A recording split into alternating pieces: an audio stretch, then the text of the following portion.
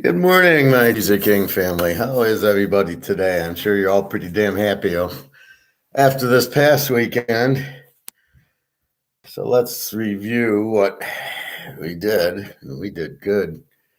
So we started with the Army getting 8.5, wins the game outright. We think of the over because it's 32. We win that. We didn't play the over. We played Army. When you make it 32, it was so low. Now it goes 10-10. Otherwise, you really have a 20. But then they score a touchdown. The other team scores a touchdown. Now it's 17 all. And all of a sudden, the under's in trouble. Right? The under's gone. And then teasing the under, you get lucky to win. But, it was a tough one. But anyway, so Army wins the game straight out. Now, how do you come up with this? All right. So this is the point of this. This is a class. So let's get to the point. We look at the game and we go, this is pretty even. They play each other. They play similar offenses and defenses. Very emotional game. So therefore, it'll probably be close. And in a close game, anything can happen. We normally like the dog. As long as we have a strong enough dog, we like the dog in the game. So we take the dog, it wins. Never in doubt. They block the punt. This is the thing. They get 5 yards on offense the whole first half, block a punt, they're up 7-3. Because Navy didn't know what to do to score either. And there's actually some good players in Army that apparently are high draft picks, which kind of hard to understand why they went to Army. I'm glad to see Alabama doesn't get all the players.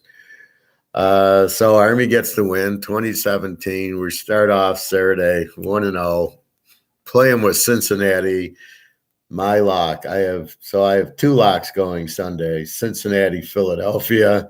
I'm nice. I give you Cincy as the free play. Here's why you got to buy from me. You don't understand Cincy's the lock, but you understand it's a free play. So you bet it, but you don't bet it as strong. And there's all these, and then 2 or 3 teasers, not knowing it's a lock, because that's how you should play my locks, in multiple teasers. So we've got Sunday, free play Minnesota, over, W, free play Cincinnati, even, W, quite easy, bad line. Now, why the line moved is because somebody thinks that Cleveland had beaten Burrow 4 straight times, which I had told you was bullshit. Both of the games last year, Burrow didn't play in them. So I don't know what the hell they're talking about. That Burrow, I went to the details, he didn't play. So I don't know. I thought he'd gotten hurt or something in a maybe they played Cleveland early, but he did not lose to Cleveland. So I don't know what they're talking about. Cleveland was a little better last year. Now, stressing about trends, right? I can't use the New England Patriots trends because Tom Brady hasn't been there for 3 years now. Well, why are they using the Cleveland-Cincinnati trends when Cleveland was a different team and Cincinnati didn't have, Burrow didn't even play in the games. So they want to go and get all over, hey, I found it. Burrow hasn't beaten Cleveland, so therefore he's not going to beat them this year. Well, whoever's got that mindset is a fucking idiot. So we see what happened. Philly wins easy over the Giants. KC owned Denver. That was another big play, but not a lock. Interesting how Kansas City's up 27-0, laying 8.5, and figuring out a way not to cover. And so we get Mahomes throwing 2 picks right before halftime. So it's 27-0. He throws a pick. It's 27-7. And then there's a minute left. He throws another pick. Now it's 27-14. So they're like, okay, we figured out a way to keep the game close. Then they go up. And then whenever KC needed, they would drive and score and then I'll get comfortable. And then they win by 6. In a game, they're up 27-0. That was over in the first quarter. And this is how you fix a game, right? This is how you don't you can win but not by 8.5, which is what they did, right? That's how you do it. You throw your all pro quarterback who never throws an interception, throws 2 in a row, 3 in the game, just to keep the game close. This is so obvious. What the fuck's going on here? Philly didn't play that. They just kept piling it on and says, I don't give a fuck. We're not going to tease it. And neither did Cincinnati. They get up 23-3, 23-10. They didn't let it go 23-17. They took the win by 13. They covered. So you can see Cincy and Philly don't play the game. KC does. Mahomes obviously is on the take. It's really sad that he would feel he'd need to throw 3 picks to keep the game close against an offense like Denver, who all you got to do is, once it was 27-0, all they had to do is run the ball, especially before the half. Well, what are you doing? You're 27-0. Do you need 35-0? No, 27-0. The game's over if you just don't hand them the ball twice for touchdowns. So anyway, so we had that. And let's go through everything. So mini Detroit's favored by 1.5, which we don't understand. Now, I haven't watched the highlights yet. I'm going to watch those later of all the games. It's 20 minutes on YouTube, and you get the gist of it. So Detroit, 1.5, 34-23. I got to update some lines.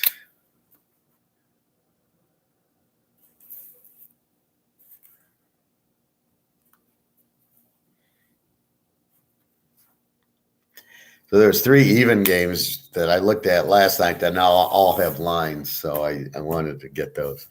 So Detroit wins by 11. They cover.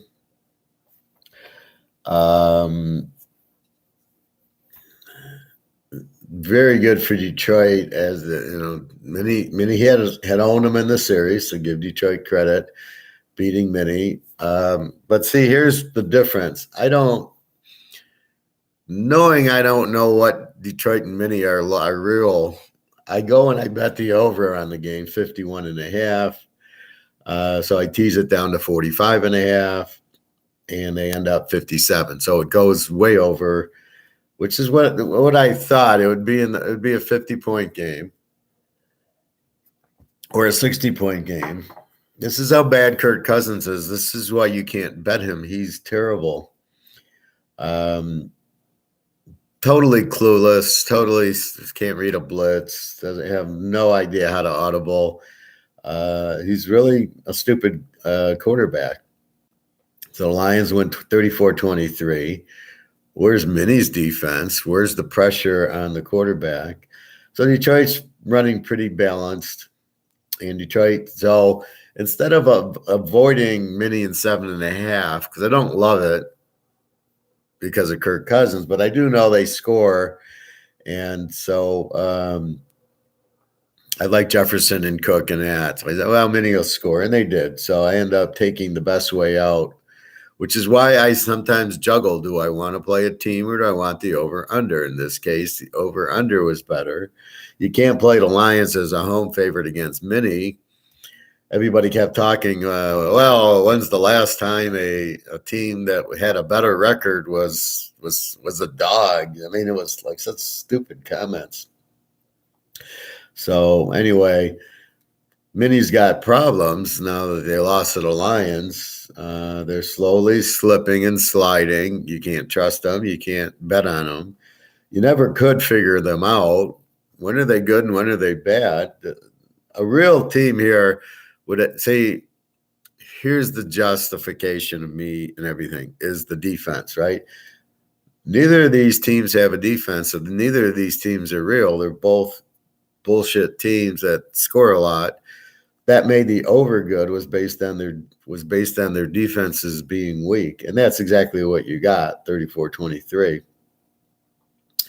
And that's how you arrive at the game. But that's how you know Minnesota's no good. They won't do anything in the playoffs because as soon as they play a good team, like a Dallas, a good defensive team, San Francisco, they don't have a prayer because they won't be able to move on them. They'll get sacked like Dallas did to them, and then then they're in big trouble because they don't have a defense. So you need a balanced team, good offense, good defense. You need the A teams. Unfortunately, it's difficult. There's very few A teams out there. So with that said, we hit the mini over. Okay. The Jets in Buffalo. The Buffalo is 9.5, 10. I don't understand why. I like the Jets and the points, and I like the under 43. This isn't a game I actually bet because I found better ones, but I did. If I would have taken the under in the game. Under 43, under 49, 20 to 12, 32. The Jets are a very strong under team, meaning they don't score a lot, but they have a great defense. And Buffalo has a great defense, as it showed, 20 to 12, a 32. Everybody thinks Buffalo is this, they're going to win by 60, which is not true. And that's what you have. So basically, you mostly are playing the Jets under. So where Minnesota doesn't have an defense, the Jets have a very good defense, but they don't really have the good offense. Zach Wilson is they need to run more of the BYU offense where he excelled. This is the biggest mistake that teams make. They see the guy in college and he does well. Zach Wilson did really good at BYU. But the problem is they don't run the offense that the guy was really good at. And you're only good at certain offenses, not other offenses. So it's all really the environment. Are they comfortable? You're going to feed them a new offense. Why? Why can't you hire an offensive coordinator who can run the BYU offense? It can't be that difficult. I mean, there's what? Two types of offenses. There's a running offense and a passing offense, right? There's your Alabama strict passing offense, and then there's the Georgia power run offense. That's basically it. There's no Ohio State's a tweak between the two, but it's basically the same thing. Hey, Greg or John. Made a lot of money yesterday. Hope you're on board. You got to get on board. So why they can't draft the Zach Wilson and run that offense, you need a new offensive coordinator. See, what the NFL does, which is wrong, say hire an offensive coordinator, and he says, this is the offense I'm going to run. This is the offense I know. And we gotta draft players who know this offense. I don't even think they do that. They just draft players and hope they can fit in the offense, right? They don't have a clue. Instead of getting the player, okay, we need to run the BYU offense. And if we don't know how to run it, we need to go talk to the coach of BYU and find out how he runs his offense, or draft one of their quarterbacks or running back, somebody who played in the offense and find out what it is. I know Boise, Kellen Moore runs the Boise offense for Dallas. His only problem is he's got Dak Prescott. He's one of the worst quarterbacks. So again, I stay away from this. I like it under, and the under wins. Baltimore and Pitt, I basically call the play against Pitt. 8-0 is a home favorite. Baltimore does very well against Pitt. Even though Lamar Jackson was out, I didn't care. And I really like the game, Baltimore and the 8 points, 7.5, 8 points. And Baltimore wins 16-14. Easy pick, actually. First of all, excuse me, how does Pitt become a favorite now? Pitt stinks. Now, Pickett got hurt in the game, and they had to bring in Trubisky, who threw a lot of picks, late in the game. What is he doing on the team? This is the best you can come up with is Trubisky, and your excuse is, well, he's played before. He's been in the NFL. He's got experience. That's their explanation of why they think a guy should be playing on the team is he's got experience. Even though he sucks, it's like Carolina going with did they win? Yeah, Carolina going with whatchamacallit. I can picture him, the guy from the Jets. Anyway, he sucks, but they play him because he's got experience. It's just incredible. But anyway, so Baltimore, easy winner, getting points. Pitt should never have been favored. Even if Pickett's healthy, he's not beating Baltimore. Huntley, very good backup, better than Jackson. I don't know why everybody's so in love with Lamar Jackson. I'm trying to figure that out. But they're a much better team without him than with him. He wouldn't have beat Pitt. Huntley does. Just leave Huntley in the game, and they'll go to the playoffs, and they'll do pretty well. The defense seemed to play better. But was it him or the fact that Pickett got hurt and Trubisky came in, and Trubisky's terrible. So you just cost your team a chance for a win by having Trubisky on your team. They don't even understand that.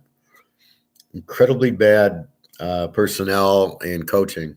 Well, the coach didn't put Trubisky until Pickett got hurt. So we can't really blame the coach. We blame the GM for having Trubisky on the team in the first place. What are you doing, man? The guy sucks. The Bears made a mistake in drafting him too high, but he was never a high pick. He'll be like Derek May in North Carolina now. I mean, he's not that good, proven by the Clemson game. He got down there 4 times, couldn't get him in. Okay, what are you going to do in the NFL? You're going to get to the 20-yard line, not get him in. You need to run the ball more in the red zone. Proof of that is the San Diego game, which I'll get to. Cincy, Cleveland, big lock. Cincy beats Kansas City. Looks really strong. And here comes Cleveland, who this is basically Deshaun Watson, right? Deshaun Watson is not ready, shouldn't be out there. I don't know why he's out there. I would have been more afraid if Brissett had played, and I probably wouldn't have locked Cincinnati, but with Deshaun Watson, it's a lock. There's no way Cleveland's going to do anything. He's not ready. You can't sit out 2 years and just walk in and play. Excuse me.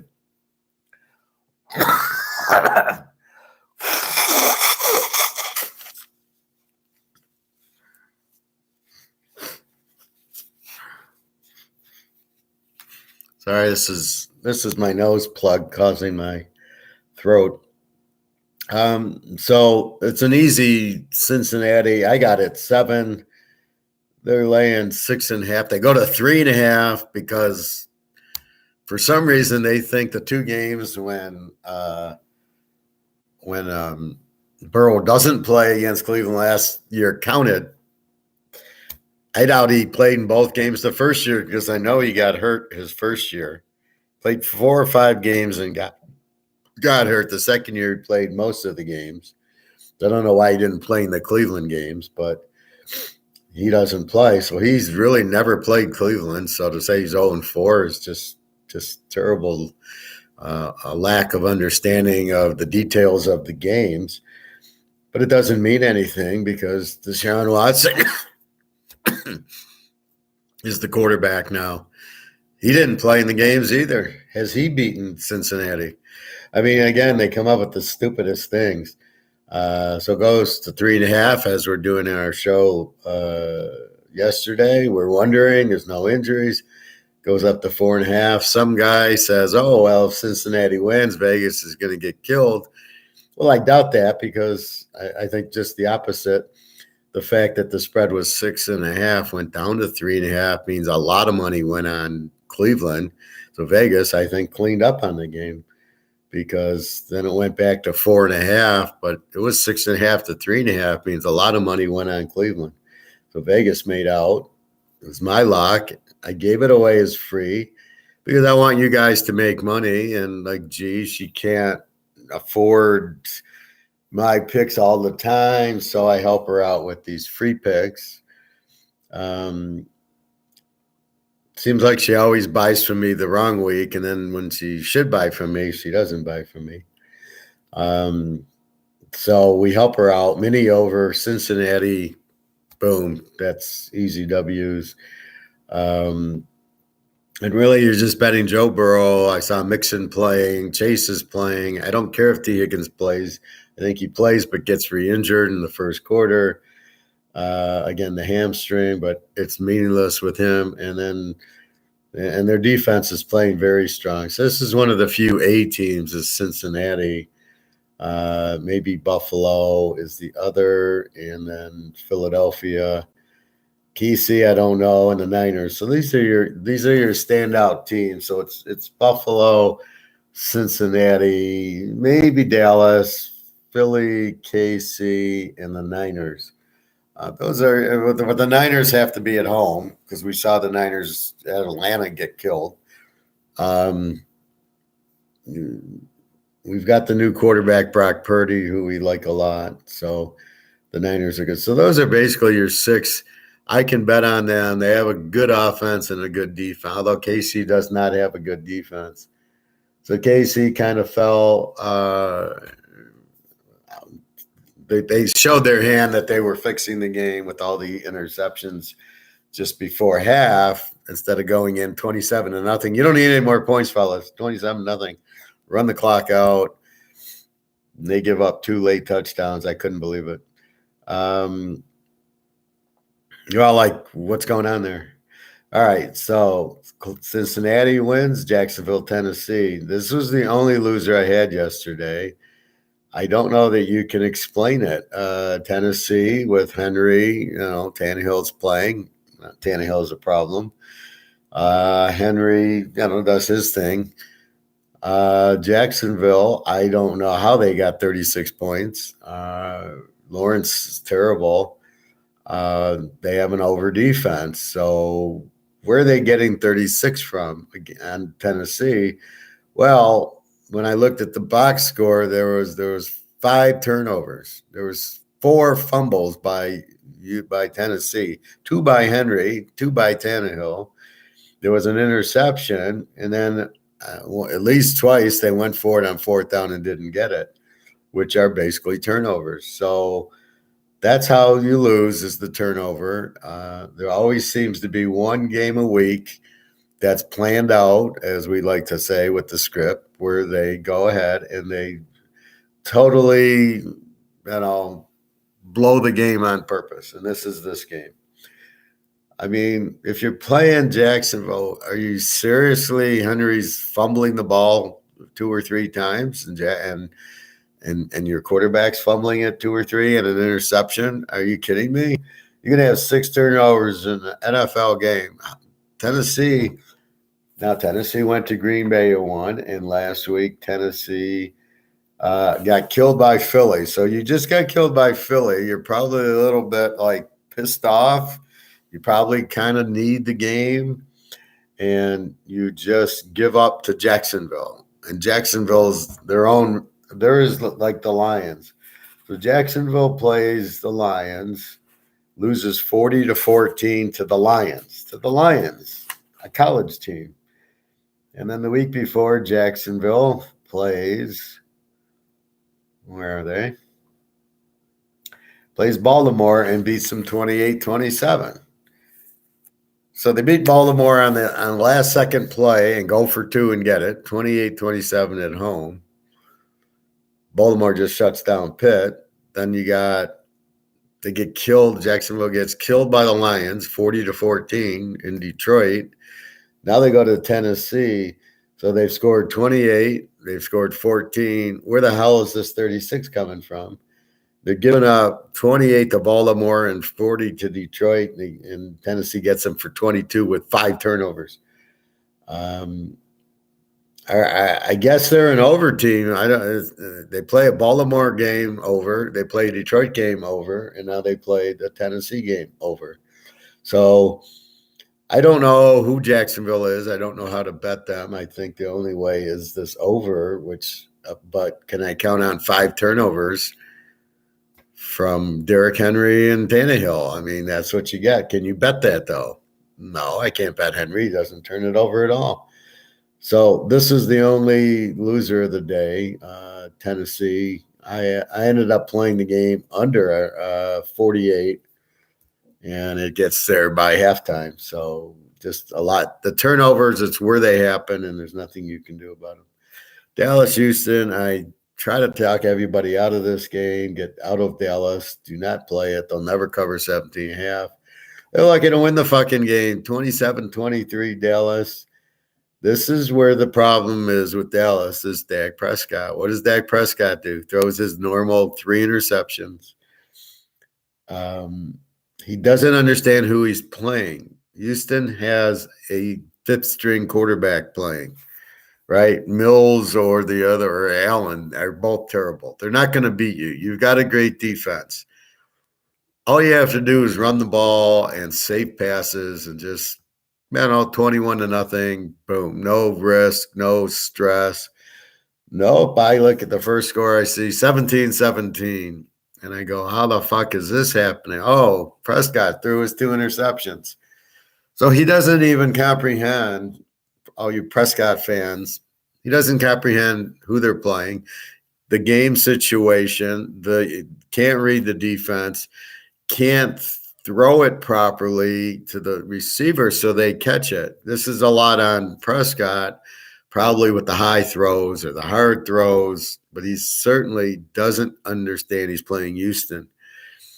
There was a guy named Joe Namath. You remember him? 1968. He's playing Denver, who's like Houston. Denver was like 0-14 back in 68. And he goes there and he throws 5 interceptions, 2 pick sixes, and Denver beats the New York Jets, who are going for the 1 seed. This is late in the season. And the defensive tackle makes a real funny joke. He goes, Joe, we're wearing green. We're wearing green this week. And the coach goes to Namath and he says, do you understand the only way we can lose is if you throw these interceptions? We have the best defense in the league. All we want to do is win. Stop throwing the interceptions. And he needed to run more. And that's how they won the Super Bowl, is he basically just shut it down and ran more and let the defense win it. Well, I love Dallas with Cooper Rush because he shuts it down. He doesn't turn the ball over, and they play defense and win. And they win 20-0 every game. And then you get Prescott in. And what does Prescott do? And I've warned you that Dallas will never win with Prescott, and this is a perfect reason. 27-23 to Houston. Are you fucking kidding me? Now, I knew the line was high at 17.5. Listen to the show yesterday. You'll hear me scream about it, that this is a terrible point spread. I said that the best would be 10 at most. A 10-point line. Where are they getting 17.5? It went from 14 to 17.5. So who made money on this? Oh, DraftKings. And who owns that? Oh, Jerry Jones owns DraftKings. Oh, yeah, the NFL and Jerry Jones owns DraftKings. Oh.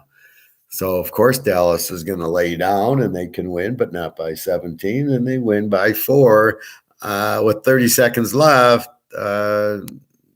Ezekiel Elliott scores, and it's 27-23. Dallas wins a game that should have been over in the first quarter. After their first drive, they should have went up 7-0 and the game's over. But what's with the interceptions? What is that? That's just stupidity. That's terrible play calling. That's a terrible coach and quarterback you have there. Your quarterback has to understand he's playing the Houston Oilers, for lack of I don't give a fuck what they're called, that has no quarterback. That all they have is a running back that you could probably put 9 guys on him and take him out of the game. What are you doing? You've got Micah Parsons. What are you doing? Just even if you punted the first 5 times, you'd be ahead. No, they gave up 17 points. It's 17-17 against this team with no quarterback because you throw 3 picks. Are you out of your fucking mind? This is why when I talk about expected outcomes and I see the quarterback, do I talk about it? That's what I'm trying to teach you. You have to learn. You can't trust Prescott. You can't trust Lamar Jackson. We do trust Joe Burrow. We do trust Hurts now, well, Philadelphia, let's say. We do trust the Jets, Jets. We don't trust Kirk Cousins. This is where I get it from because I'm analyzing why they do what they do, and it's because the quarterbacks suck. But they don't realize that Dak Prescott sucks.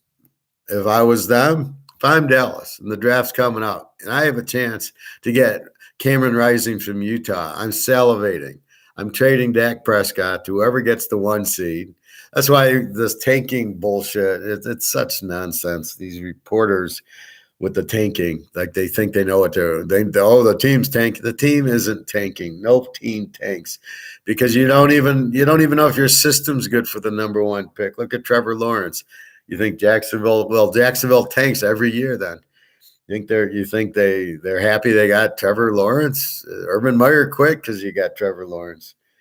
I'm sure he wanted Fields. So this tanking stuff, it's got to stop. It's bullshit. It's not real. It's not what businesses do. So it's like, so what are you telling me that General Motors is oh, let's not sell any cars. Let's be the worst so we can do what? I mean, we try to lose money. Is this what you're saying? So if I try to play bad players so I can get a few. So just draft. There's 18 quarterbacks coming out next year.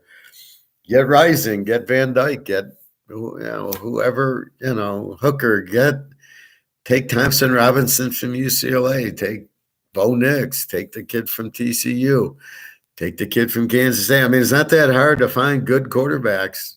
Look at Brock Purdy. Oh, he sucks. We got to draft the guy from Alabama and Ohio State.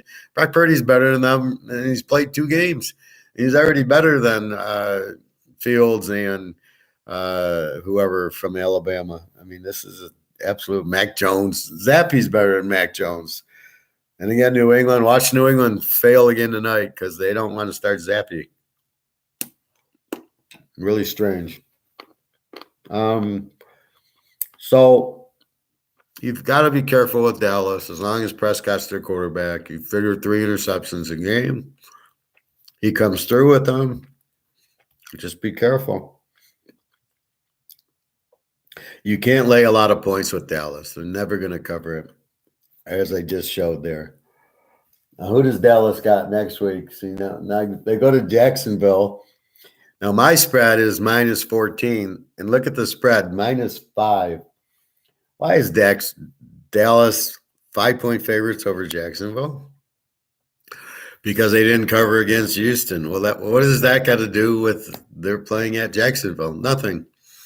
Oh, Jacksonville just beat who did they beat? They beat Tennessee, so they're going to beat Dallas. I mean, it doesn't work that way. We'll get to that later. Philly and the Giants, another lock. We take Philly even against the Giants.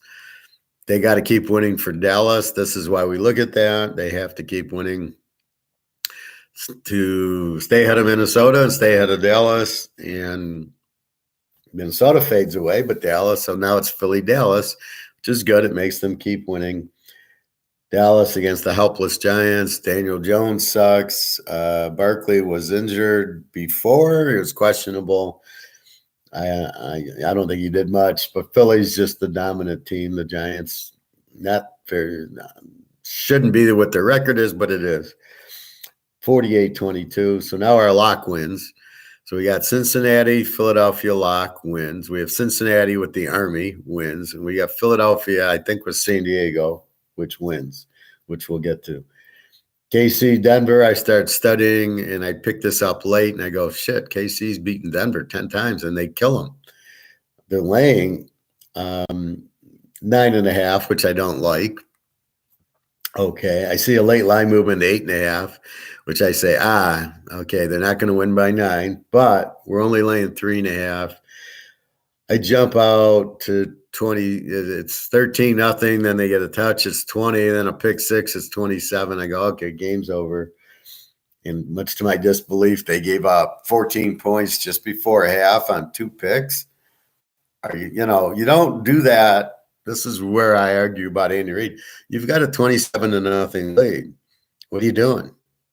That's it. You're just going to halftime. Just don't, you can't, there's no point total you can get to now that matters. It's just don't give them points, right? Just 27-0. And they throw 2 interceptions. It's like unbelievable. So anyway, so they beat them 34-28. They make you sweat a little, even at the end, but they win by 6. We're laying 3.5. It's a W. Kind of a lock, but not. I do have them in 2 teasers. And we get 2 more winners. Had it been 8.5, it would have been a lock. But when I bet it on Friday or Saturday, it was 9.5. It went 8.5 Sunday morning. Once everybody realized they're going to lay down is when the money went on Denver. Otherwise, why would you put money on Denver? If the games weren't fixed, you'd never bet Denver here.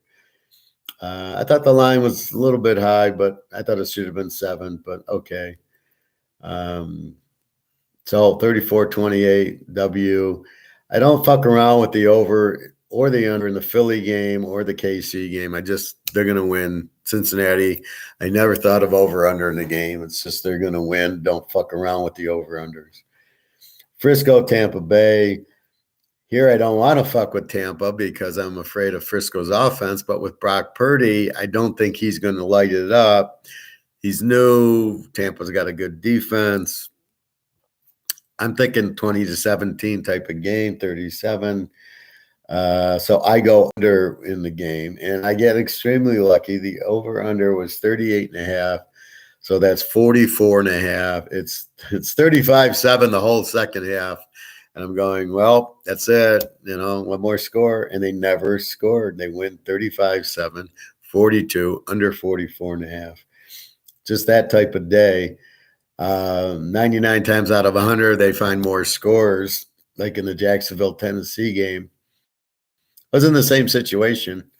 I'm under 48, and all I need is this, just stop scoring, and they kept scoring. That's Jacksonville for you. They live in their own little world. You just don't know who they are. Frisco wins 35-7. Now we're getting a better feel on Brock Purdy. I like him. I think he's good. Is he ready? I don't know. We will see. But 35-7, Tampa Bay, just the worst quarterback in the league, which we know, which is why I didn't bet Tampa in the 9. You can't count this coach. It's just too bad. Why they don't fire him is beyond me. What are you keeping him for? You got Tom Brady. This is it, man. Bring in a good coach. Yeah, you're not bringing in the good coach. So whoever this coach is should never coach again. Why he's out there. He sucked at the Jets, and now he's there, and he sucks here. And you're costing Tampa a Super Bowl by having this guy coach you instead of bringing in a good coach. It's unfortunate. Seattle, Carolina. Again, Seattle is like Minnesota. Very good offense, but I can't trust their defense. So I play them a lot over if I can. Here I do. Carolina, Seattle. I got Darnold going for Carolina. My God. And they went 30-24. This was an interest. So they went 54. The over-under was 44. All I need is over 38. I'm really betting this game big. I love the game over because Seattle just scores, right? Metcalf and they didn't play Walker, but the Metcalf and Lockett and then Geno Smith. So they score, and Geno Smith looks good. So I got no problem with the scoring. Now you wonder how good's Russell Wilson because Geno Smith comes in and lights it up. And Russell Wilson's having a terrible time in Denver. So you have, Carolina getting 30-24. It was interesting. The score was like 20-17, which was 37, and I needed 38. And I got it. I bet it big, 38.5 over, and it's 37. And Carolina goes down to the 1-yard line. It's first and goal at the 5. This was in the San Diego game too. And then they get first and goal, and they throw 4 times. And Carolina did it too. So they get it down. It's it's fourth down at the 5, fourth and 1. They go for it. They get it. Okay, I got the ball at the 2-yard line. What does this idiot do? 4 passing plays. Now, you know how well passing plays work in the red zone. They don't. You need to play action, but these offensive coordinators aren't smart enough to turn on a Dave Casper film and watch, that play action pass. The guy's nobody's ever within 30 yards of the guy. Maybe that's a good play to play in the goal line, but they don't do it. They go for it on fourth down. They're up 20-17. Kick your fucking field goal. Get up 23-17. What are you doing? So they don't kick the field goal. Of course, they don't get it on fourth down. I'm like, oh, my God. Seattle now has the ball at their own 2. It's a nightmare for the over, but it's late in the third quarter. I go, well, I got a whole quarter. This is why it's hard for me to watch the game. So I turn on the Munsters and I'm not watching it. And then I come back and now it's 30-24. It's a 54. Okay, they got they each picked up and there was 3 touchdowns scored there. So okay, I'm okay with it. And I got the win, but it's always like that where you need a touchdown, they kick a field goal. And then they go for it on fourth down.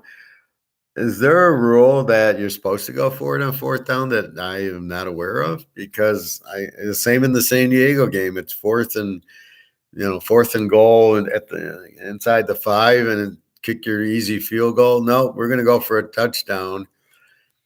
And the philosophy of, well, we'll leave them at their own 2-yard line. No, this is about getting points.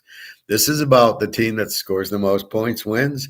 This is not about, we'll leave them at the 2-yard line. Are you insane? Get your point. You just went on a 16-play, 80-yard drive, and you're not going to kick a field goal. You're not getting points and rewarding the team. You're going to deflate the team and pump up the other team because you're too stupid to go. And then I love the play calls on 4th and 2. It's either a run right up the middle where the guy loses 3 yards or these stupid miracle passes where the guy run to the flag and I'll throw it to you, or something like run over the middle, but 8 guys are with them. I mean, they're the stupidest plays. So it's very difficult.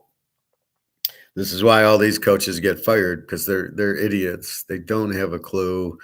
They don't know what plays to call. They don't know when to kick field goals. They don't understand momentum and giving the team the momentum. Miami, San Diego, my last game that tied up everything nice and easy.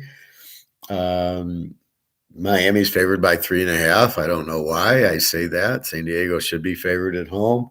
Miami is 15-1 as the dog. That's enough said. That's the only thing I looked at.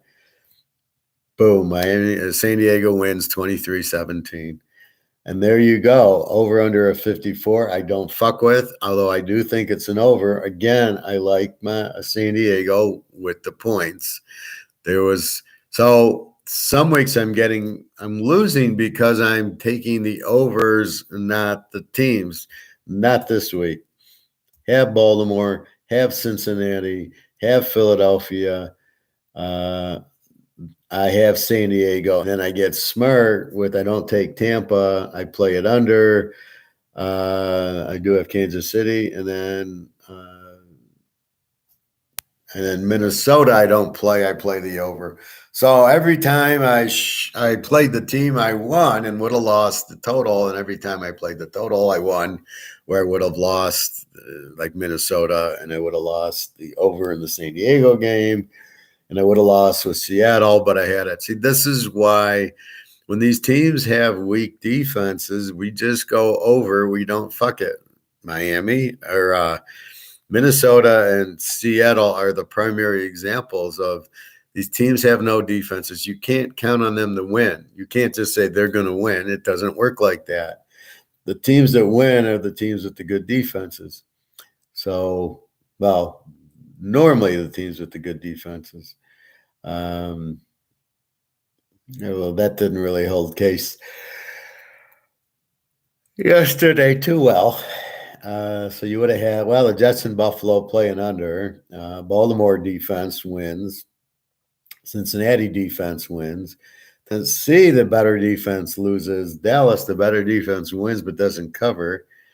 Philly wins. Denver covers. Tampa Bay, San Diego, San Francisco, Tampa Bay doesn't show up, and that's it. Miami, San Diego both had over defenses. So what should have been an over, but I play San Diego. I just like San Diego too much as a dog. I don't pay any attention to that. So overall, we go 9-1 yesterday. We add the Army game, gives us a 10-1 weekend. Beautiful weekend. Hitting all the big games. We hit Army, we hit San Diego, we hit Kansas City, Philadelphia, and Cincinnati. The minor game, like Detroit mini over, was not as heavily bet. I don't trust Detroit in any instance. Tennessee, Jacksonville, I don't love it. It cost me an 8-team teaser. It's funny how it's always there, right? I play an 8-team teaser, I win the other 7, and then I lose with 10. And I always find the loser, right? I can go 12-1, and I'm going to have that loser in the 8-teamer, and I can't avoid the loser. Tennessee needs the game. They're trying to clinch their division. Jacksonville is pretty weak. They got killed by the Lions. And then they go and they play a 58-point game with Tennessee, who's got this great defense in Henry. I mean, it's just that one game every week that is such a weird game, and you lose it. Now, I think the first thing is, so you just stay away from Jacksonville and stay away from Tennessee. You don't know what you're getting. Avoid the big number games. Buffalo doesn't cover 9.5. Dallas doesn't cover 17.5. KC doesn't cover the 9.5. And that's it. So the 3 big lines don't cover again. The best one they covered was Philadelphia. They had started at 5.5 or 6. Then they did go to 7.5. But basically, none of the big lines are going to win. But I try to warn you, they're not going to. Right? They're set up. They're sucker bets. They're basically, on whose planet is Dallas going to beat anybody? I don't think Dallas could beat TCU or Baylor or Oklahoma by 17. I don't see that. So tonight's game, New England 1.5 over Arizona. New England's an under team. Arizona's an over team. Kyler Murray's playing. New England minus 1.5. I honestly, I could never take New England here. First of all, Tom Brady's not there anymore, or Gronk. Secondly, Bill Belichick is not this great coach. He can't handle a running quarterback, and you got a running quarterback. And the over-under 43.5, I would think would go over. Belichick's defense doesn't scare me with the running quarterback. Belichick, is he a good defensive coach? I don't think so. I think when you got Lawrence Taylor, you're a great defensive coach. But I could be a great defensive coach if I had Lawrence Taylor.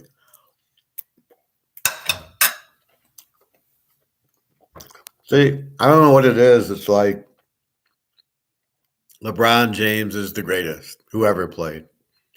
And nobody's calling Wilt or Kareem or Magic or Bird or Isaiah. Then it becomes, Belichick's the greatest coach. And there's Lombardi, there's Bill Wallace, there's Bill Parcells, there's Jimmy Johnson. Really? You think he could beat any of those guys? He wouldn't have a chance against Bill Walsh or Lombardi. Their defense would be too much. So again, these comments are so stupid. And I don't get where everybody Lamar Jackson's the greatest thing since sliced bread. He's not. How many games does he lose? And so you have this strange thing going. Lamar Jackson's favored by 10 when he should be favored by 3. He's the MVP. He's not the MVP. Aaron Rodgers, Tom Brady, Mahomes, those are your best players. If you want to call it that, that's your MVP. Well, your MVP is the most valuable player. It doesn't mean you're on the undefeated team. I really hate that. What the fuck is that? So you're on an undefeated team makes you the best player, but if you're on a 2-loss team, you're not the best player. The best player is the best player. He can't control, especially football, if they win every game. It's such a stupid thing now. The whole thing's just idiotic. But I don't see how Bill Belichick isn't close to being the best coach. You got to be kidding me. The best coach he'd win the Super Bowl with this team if he was the best coach. Lombardi won with Bart Starr, who was an average quarterback, and he had Ray Nitschke. He didn't have any. Well, he had his running back. Okay, Paul Hornung was not Gale Sayers. So he didn't have the best talent, but he brought in the correct schemes. He ran the power sweep, which Hornung was good at. He taught how to block it. So he taught the play. And that's the thing. The Oakland Raiders have better talent with Biletnikoff and Branch and Stabler? Hell yes. But they never could beat him because it was the scheme. It was the offense that the Packers, it was their defense would just shut you out. And look at it's the second Super Bowl. They just crushed Oakland. They didn't have a chance. Now they had LaMonica, not Stabler, but same thing. I mean, Warren Wells. I mean, these guys did nothing. Very similar cast. So it just shows you it is the coach. So that's why the best coach now. This Rams coach looks pretty good to beat Oakland the way he did with Baker Mayfield, who apparently sucked, who apparently isn't bad. I don't like the Buffalo coach. I like the Jet coach. I think he's pretty good. Harbaugh, we know, sucks. Cincinnati, I have no idea who this coach is. Zeb Nolan from Nebraska. I mean, I'm like, really? So I don't know about him. Tennessee's coach, I like Vrabel, but seriously, the team's not even ready to play. They're fumbling the ball. You get a guy that fumbles like Henry, he's out. Okay, you go take a shower. We'll find somebody that is ready to play because you're not. Dallas, we know their coach sucks. Houston, their coach shouldn't even be in the league. Philly's coach, I don't know who it is, but he seems to be playing well. The Giants coach sucks. KC's coach sucks. Denver's coach, everybody hates him. Tampa Bay, we know he's the worst. He's one of the worst coaches in the league. The Niners, I'm not a big Shanahan fan. Carolina, I don't even know who they have coaching. Coach Pete. I think Coach Pete's the best coach. The San Diego coach is terrible. The Miami coach is a water boy, towel boy from San Francisco. So I don't get what he's probably one of the few coaches worse than the San Diego coach. These coaches that drive down to the 5 and it's 4th down and don't kick the field goal should be fired. You're there to score. You can't win if you don't score. Okay, late in the 4th and your field goal won't help you. I get it, but not in the first quarter on the first drive. You just drove 17 plays, 90 yards. You're at the 5-yard line. It's 4th and 2. Kick the field goal 100% of the time. Because if you don't get it, you've just depleted your team. They're exhausted from this drive. And now you've pumped up the other team who just is laughing, going, fuck, this guy won't kick a field goal. Well, we can do this all game. We can let them drive down to the 2 and then just shut them down and we'll win. I mean, it's insane coaching. It's not normal. It shows you how bad the coach is when they do that. So the San Diego coach and the who was the other one that did it? We know the Detroit coach does too much. Was it Carolina? Yeah, and the Carolina coach both need to be fired. Just fire them. I'd fire the San Diego, fire the Miami coach. These are not real coaches. These are like the guy from Miami was the tall boy for San Francisco. You think he knows anything? He gets Tyreek Hill. Okay. Now, let me point out one thing about Army Navy, if I may. Army Navy, what did you see? They'd go to run a play, and they'd be sacked. They couldn't even get out of the backfield. They were pressuring. The defenses were living in the offensive backfield. So many plays were negative. That's why they don't score in the game, because they put pressure on the offense that they can't even run their plays. So therefore, they never can get going. That's what Army Navy have. What the fuck? This is my point in pros. Why are they just standing there playing this soft zone attack? Get in the backfield, and you see what happened. You don't do shit in the backfield when the defense is in the backfield. So what are these teams doing? They don't get in. They rush three and play a zone so their quarterback won't run for a touchdown. Well, fuck, if you just get him in the backfield, he ain't gonna get 5 yards on you, and he'll never complete a pass. Hey, Bobby, for some reason, damn YouTube hasn't set any notifications that class is starting. I don't know what to tell you. I don't know. Greg or John, do you see a notification? Again, I'm on this side, so all I know is it goes go live, and I click yes, and then I go. So I don't know. I don't know what to tell you, Bobby. I know Nick had a problem where somebody actually scammed him and took his nick, and he was saying stuff about pizza. And then Nick came by and says, "That's not me." And I go, "I don't know. I don't do anything. I'm just here teaching." So pretty strange. Yeah, I've been on about an hour now, roughly. 57 minutes. You buying some silver, Bobby? You getting that silver and gold before the end of the year?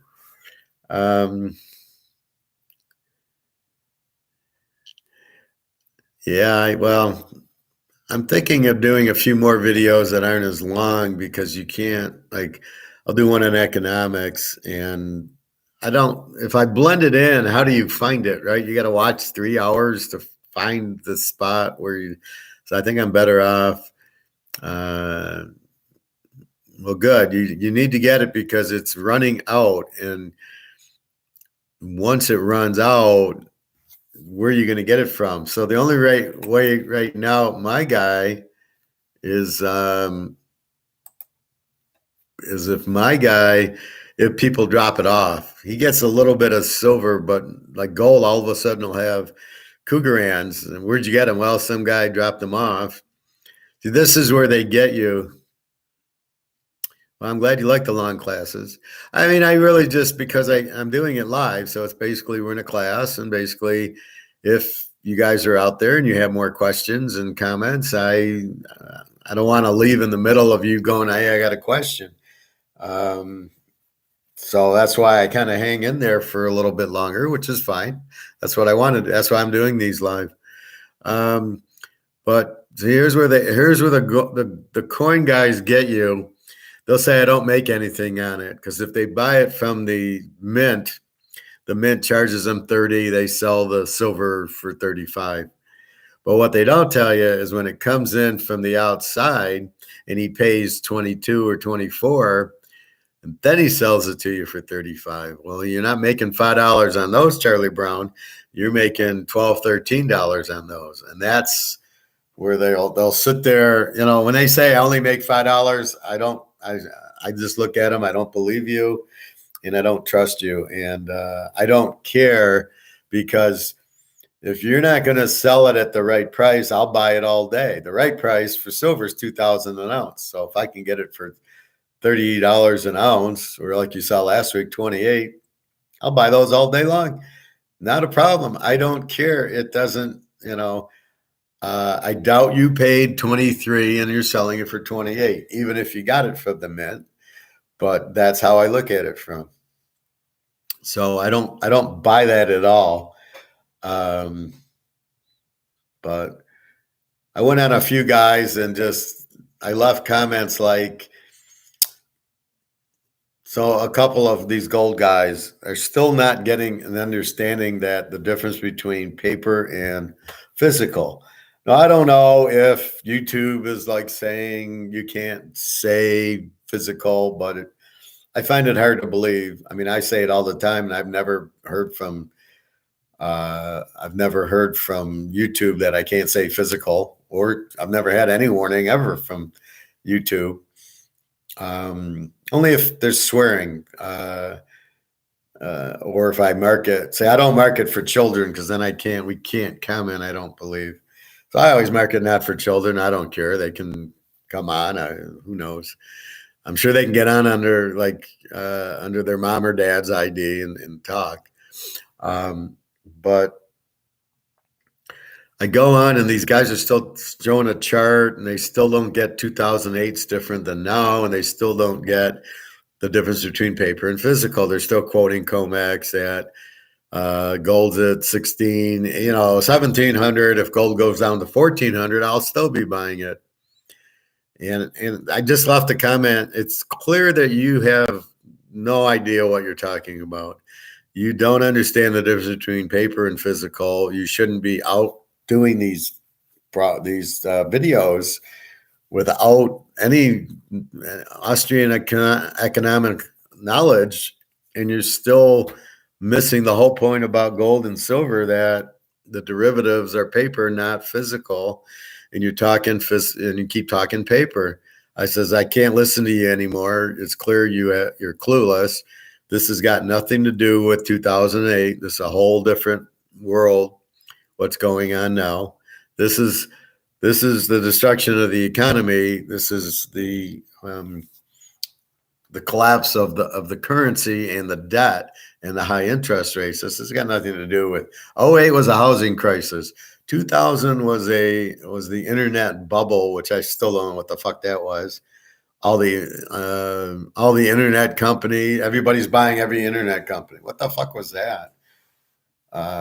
Who does that? It's like buying every car company. Well, they're not all the same. I don't think you can put Ford with Mercedes.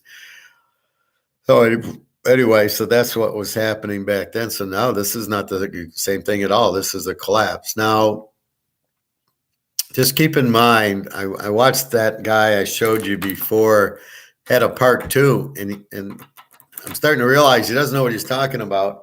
Like now he's backtracking on, well, your credit cards maybe won't go to zero. What? You can't say they're going to go to zero, and now you're saying they won't go to zero? So hold off on your credit cards. Just pay them normally.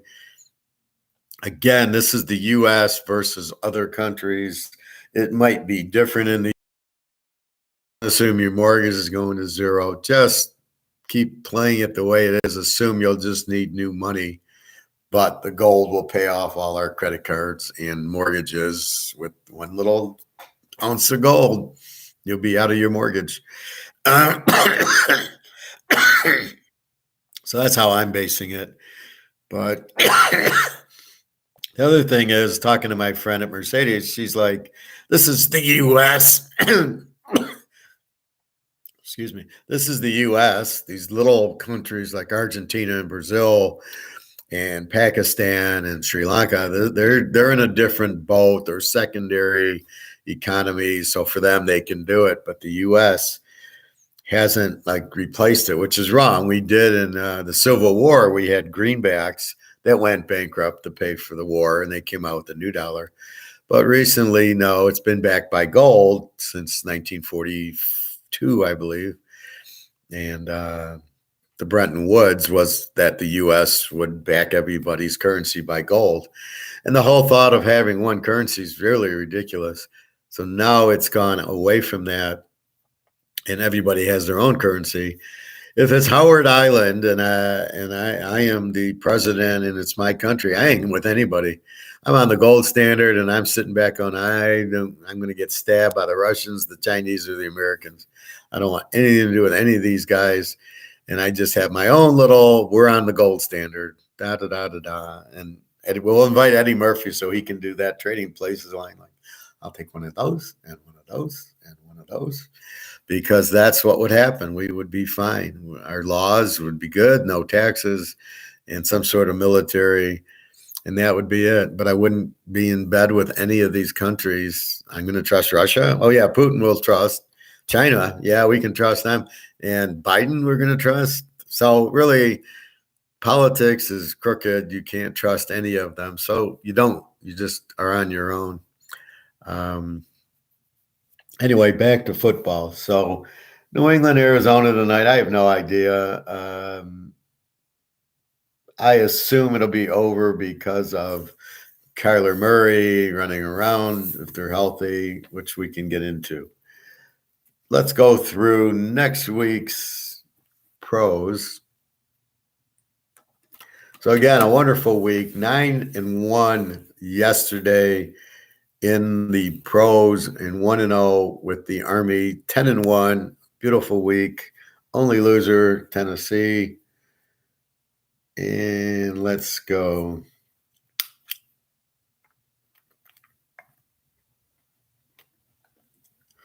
So we start off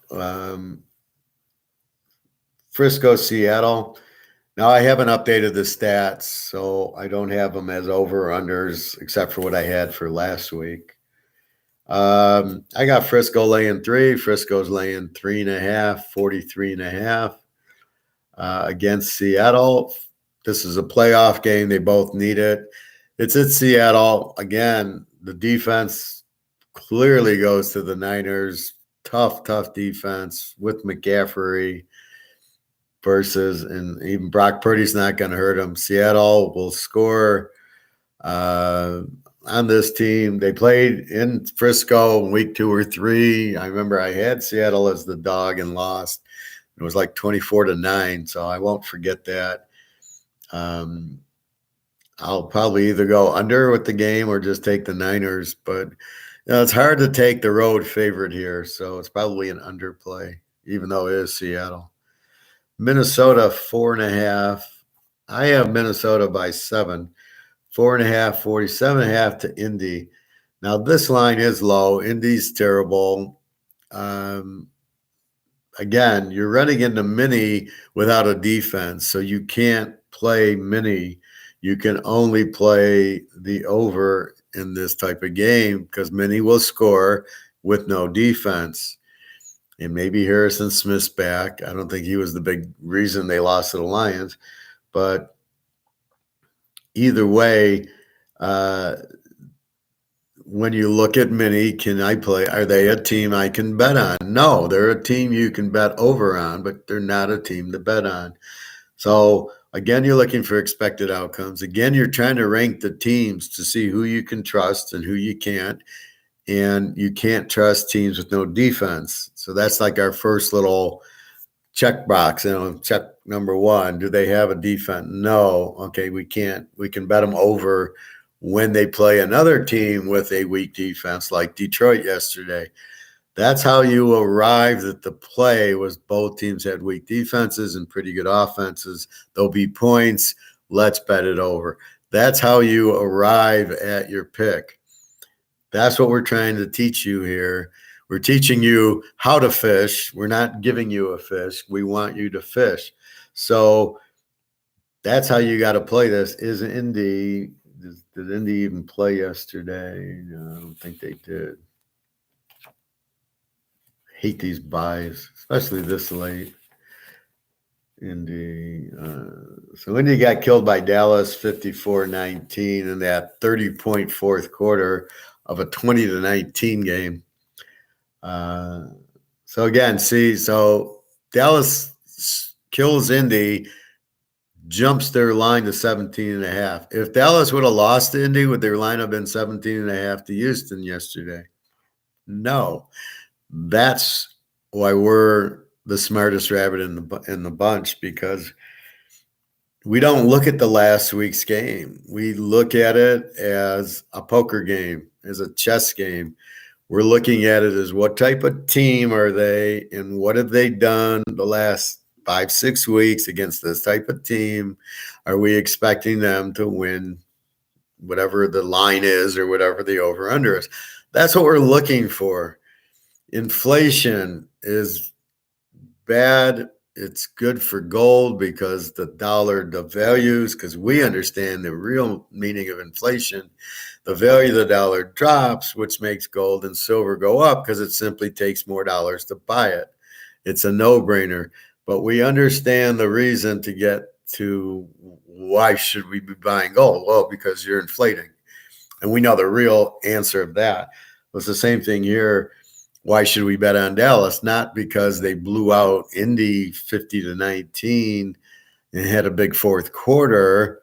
No, they still have Dak Prescott, Mr. Interception.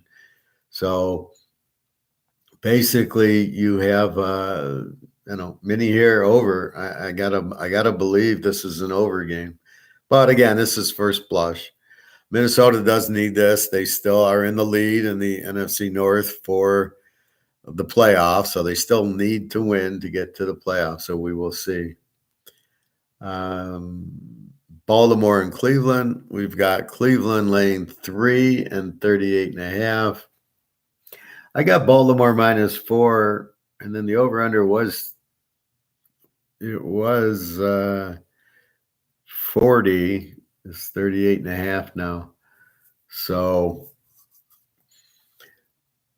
I don't understand Cleveland being favored. Hey, Todd. Sure, Todd. Mini sucks and super unreliable. I never liked Cousins. Also, the Giants are now the worst team. No, the Lions are always the worst team in the league. However, this is why you're not. So you got to analyze them, Bobby. Mini doesn't suck. Mini's just not that. They don't have a defense. They got Jefferson, Thielen, and they got Cook. The problem is Kirk Cousins is if you blitz him, he falls down and he is terrible. That's your first problem is the quarterback. Their defense sucks. Their coach, you got rid of their good coach. Now this guy, I don't know. I never know where any of these coaches come from because you just don't know them anymore. But they're not. They are reliable. You know they're going to give up. And you know they're going to play high-scoring games, Minnesota. That's all you know. And when they play a good defense like a Dallas or Philly, you know they're not going to score at all. That's very reliable. You're expecting them to win when you shouldn't be expecting them to win. I never gave you Minnesota. Well, maybe I did give Minnesota out. But the free play was the over. So if you would have listened just to the free play Minnesota over Cincinnati, you'd have had a winner. I like Mini as the dog, but I like the over better for the reasons I just gave. So they are very reliable. But yeah, Cousins is not an NFL quarterback. I don't know what they're doing. The Giants, well, they played Philly, and Philly kicked their ass, as that was my lock. So I'm going to take credit for that. But yes, Philly's just that good. You don't fuck with Philly. But the Giants, I don't know. They tied Washington 2 weeks ago, and the strange thing is they play them again this week. What the hell kind of schedule is that? We play them, they don't play, and then they play 2 times in 3 weeks. So really strange. Well, the Giants, Daniel Jones sucks. Their defense is okay, and then all they got is Barkley. They have no receivers. They all got injured, which ones you wonder about the coach. And then I would basically get rid of all the receivers. And I need players that are on the team, are on the field. That's why I never understood Atlanta keeping Julio Jones so long. The guy never played. Or why is New Orleans keeping Mike Thomas? Goodbye. I need a guy on the field. You've been on the bench for 5 years with your toe. See what's in. Drew Brees was there when you were there.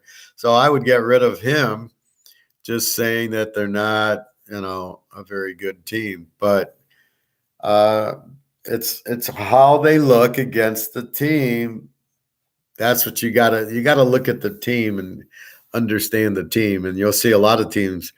I mean, if you think the Giants are the worst team, have you seen Jacksonville and Houston and Detroit and Chicago? I mean, there's a whole lot of worst teams in the league.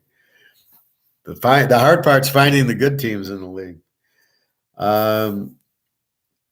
Let's see. So Cleveland 38.5. I like Baltimore there, especially with Huntley. So this is the problem. They think without Lamar Jackson, Baltimore's not good. Baltimore's better without Lamar Jackson. Huntley's a good quarterback, but I have a good eye for that. Most of these clowns don't. So they just say, oh, Lamar's out. We can't. I really like Baltimore as a dog here. What's Watson going to do? He stinks. He hasn't played in 2 years. Brissett should be your quarterback. All of a sudden, Deshaun Watson's coming back. He's the savior. Come on. That ain't true. Miami 743.5. Well, this really dropped. This was 46 down to 43.5. I wonder if they're looking for weather, or is there an injury in the San Diego game? Haven't checked the injuries yet. I absolutely love Buffalo -1. Here where I love them. First of all, Tagliabue in a big game, we know he chokes. We watched him in college. He choked. We've watched him last year in the playoffs. He chokes. Any big game, he chokes. He doesn't show up for. He can't handle the pressure. Buffalo lost the first week 20-19, I think, in Miami. This is for first place. Look for Buffalo to. I mean, they're probably beat them by 30. This is where you get your plays, is understanding what's going on, right? Buffalo must win this game at home against the choke, like a Cousins. Tagliabue is a choke, and so therefore you have to. You got a perfect one right here. Just I know we're going to crush Buffalo. This is where I don't see where Miami. I'm not afraid of Miami. They just got killed by San Diego yesterday, and now they're going. This is their third road game in a row, right? At the Niners, got killed. At San Diego, got killed. What do you think is going to happen at Buffalo? Got killed, and we hope it's cold. Miami was okay in San Diego, but now they got to go to Buffalo and play in the cold, which they hate, with the coach that has no idea what he's doing. All right, they got Tyreek Hill. So people were like, oh, wow, look at him. And Tagliabue was just throwing in up pop-ups, and then he'd catch it. But now they're getting wise to it, and it ain't working. So look for Miami to lose another. Look for Buffalo to take control. They want the 1 seed. They want to win their division. So they get it all right here. Bobby, in regards to withdrawing from 401k, I will get penalized by 10%, then taxed on the remaining amount. Is that it, Professor? Yeah, that's it, basically. Now, if you pro and con it, if you leave your money in, it loses its value because it's being inflated. Biden's looking to raise taxes, so your tax will be higher when you pull it out after in a year or two. The Biden tax, which takes you up 5%. Your 10% is a penalty. But let's take the other. So let's go with the other avenue. We then take it and buy gold and silver with it. Not all of it, but a lot of it. Now what happens? Well, our gold and silver goes up, which will offset and pay the taxes. Not all of it, just a part of it, right? Your 10%, and then whatever your tax bracket is now.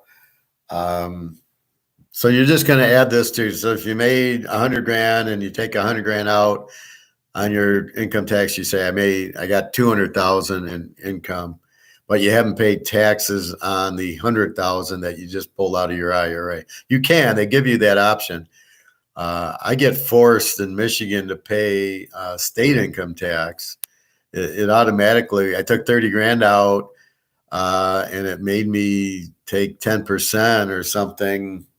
No, it made me take like $1,200 I had to pay in state of Michigan taxes. Yeah, because they're like 4%. So I had to pay 4%, yeah, 1,200. And and I opted out of federal because I don't want to pay the federal now. I'll pay the federal in 5 years. I'll just say, oh yeah, I don't have the money. Sorry, it's a recession, and pay it later. So you can go on these payment plans with the IRS and pay a couple $100 a month until you pay it off. Who gives a fuck? You pay it off 5 years later. What do you care? It's the IRS, and as long as you're paying, as long as you're on the plan and paying, they leave you alone. I was paying 150 a month. Here's my 150, and they were fine with it. That was it. They were perfectly fine with it. So yeah, that's what you do. Um, the one thing I would do, Bobby, is make sure the guys got gold, because you don't want to be in the money, pay the tax, and then there's no gold left. So you got to be careful. Maybe call my coin guy because he's more apt to listen, but or just if you're friendly with your coin guy to the point like I am with mine, where you can say, look, this is what I'm planning on doing. I'm taking my money out of my IRA. I want to buy, 50 ounces of gold. Can I order it for you? And will you be able to get it? And he'll probably say, yeah. And then off you go. Anyway, so that's Buffalo, Miami. We go to Atlanta, New Orleans. New Orleans, 3.5, 42.5, up from 41. Now, this is actually kind of a playoff game in the fact that while neither team has a good record, both teams are right there with Tampa Bay to win the playoff. I mean, they're to win their division and be in the playoffs, right? So they're still alive. Atlanta's a game behind Tampa. New Orleans is 2. They're all sitting there with 6 wins, 5 wins, 4 wins, or something like that. So that's what you have. So this is theoretically a playoff game, even though both teams suck. New Orleans 3.5. My line's New Orleans by 3, 42.5. We need to get more involved with it, like the history, but this is probably Atlanta plus the 9.5 because I don't see where New Orleans is better than anybody. Detroit and the Jets. Look at this. How a week changes. So Detroit, the spread's moved again. All right, 1.5. The spread started at the Jets minus 2.5 is now the Jets minus 1.5. 44.5 down. God, all these numbers really changed a lot on Monday. It just shows you what sneaky stuff's being done where they put the line up on Sunday for their buddies. Their buddies makes the bets, and then they switch the line to more appropriate. So it's real funny. Jets 1.5, 44.5. You kind of like the Lions as the dog, and you kind of like the Lions are going to get an awakening here because the Jets have a very strong defense, and the Lions think they're just going to do this. They're going to see pressure, and this is the end of the Lions. Watch the Jets just pound Jared Goff. He's a choke anyway. Watch him get hurt in the game. That'll end Detroit. But the Jets have an exceptional defense. Detroit has no defense. 44.5. But isn't it interesting that Detroit's not the favorite here? They were favored against Minnesota. And all of a sudden, they're a dog to the Jets, Jets. The Jets are clearly the better team. Much better defense. So this will be interesting. We'll have to see what ends up happening with this line. But the best that could happen is Detroit goes favored. Detroit goes favored. I probably will lock the Jets. It doesn't matter Mike White or Zach Wilson or Joe Namath. I like the Jets here with their defense at home. And the Lions won't like the cold weather and the wind because they're an inside group. KC 14, 48.5 against Houston. So here comes Houston being 17-point dogs every week, but yet not losing by 17. I don't know how you can take KC here. I don't know how Houston's even in the league with any of these players. They're so bad, but yeah, look at yesterday, 17 all. They obviously picked Prescott, so they have a fairly good defense. So from that standpoint, look at KC yesterday, 27-0, throws 2 interceptions on purpose just before the half to keep the game close so they don't cover. And then just for good luck, he throws a 3rd interception in the 3rd quarter because, again, they're starting to pull away, and he's got to let Denver, back in so they can't win by more than 9. Not allowed. So they win by 6 right there. I mean, I guess they think we're really a bunch of idiots that we don't know. Like a Mahomes throws 2 those interception with a minute left in the half when you're up 27-0 and you could just take a knee and you'd be fine. Like, seriously? Andy Reid, such a bad coach. So there's no way I could take KC minus 14 after what they just pulled against Denver. They're winning their division. They're going for the 1 seed with Buffalo, but if that's how they do it, I don't understand. I think they'll play a strong game again, but we'll see. Maybe we go over. Philly and Chicago, interesting game here. So we've got Philly minus 8.5. My line is 10. Philly should be a 10-point favorite. And 48.5. So Philly 8.5, 48.5 against the Bears. Fields, they all were off last week. So Philly still fighting Dallas and Minnesota, although I don't know how much Minnesota's left. So right now it's Philly, Dallas for the 1 seed and to win their conference, and they play each other. I believe it's going to be next week. It's one of the they got to play them in Dallas. So Philly they beat them in Philly, so it's almost getting to the point it won't matter, but this should be interesting.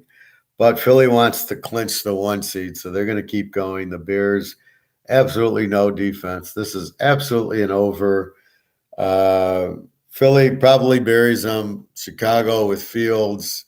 Is he going to be able to run like he's been running? Let's assume yes. But Philly's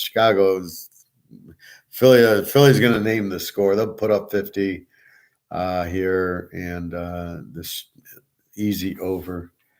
Pitt and Carolina. Carolina's a 1.5 and 38.5. Pickett was hurt yesterday. We don't know the extent.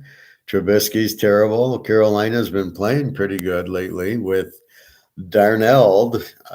He sucks. So I can't trust the quarterback, Darnell, so I can't play Carolina in the game.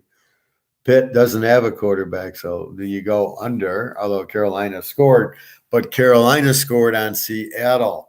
So you got to take it all the way around. Carolina put up points on a weak defensive team. Now is playing Pittsburgh, who's a very strong defensive team. Don't look for the same points that they did on Seattle on Pittsburgh. It's apples and oranges. This is not, Carolina did that to Seattle, they'll do it here. No, they won't. This should be an under game because Darnold's going to get his lunch handed to him by the Steelers. The Steelers have Trubisky. They're not going to score. Carolina's not going to score. This goes to an under game very easily. Dallas and Jacksonville. Okay, this is the mystery of life. I got Dallas as a 14-point favorite against Jacksonville. Jacksonville Dallas starts as a 6, is now a 4.5, 47.5.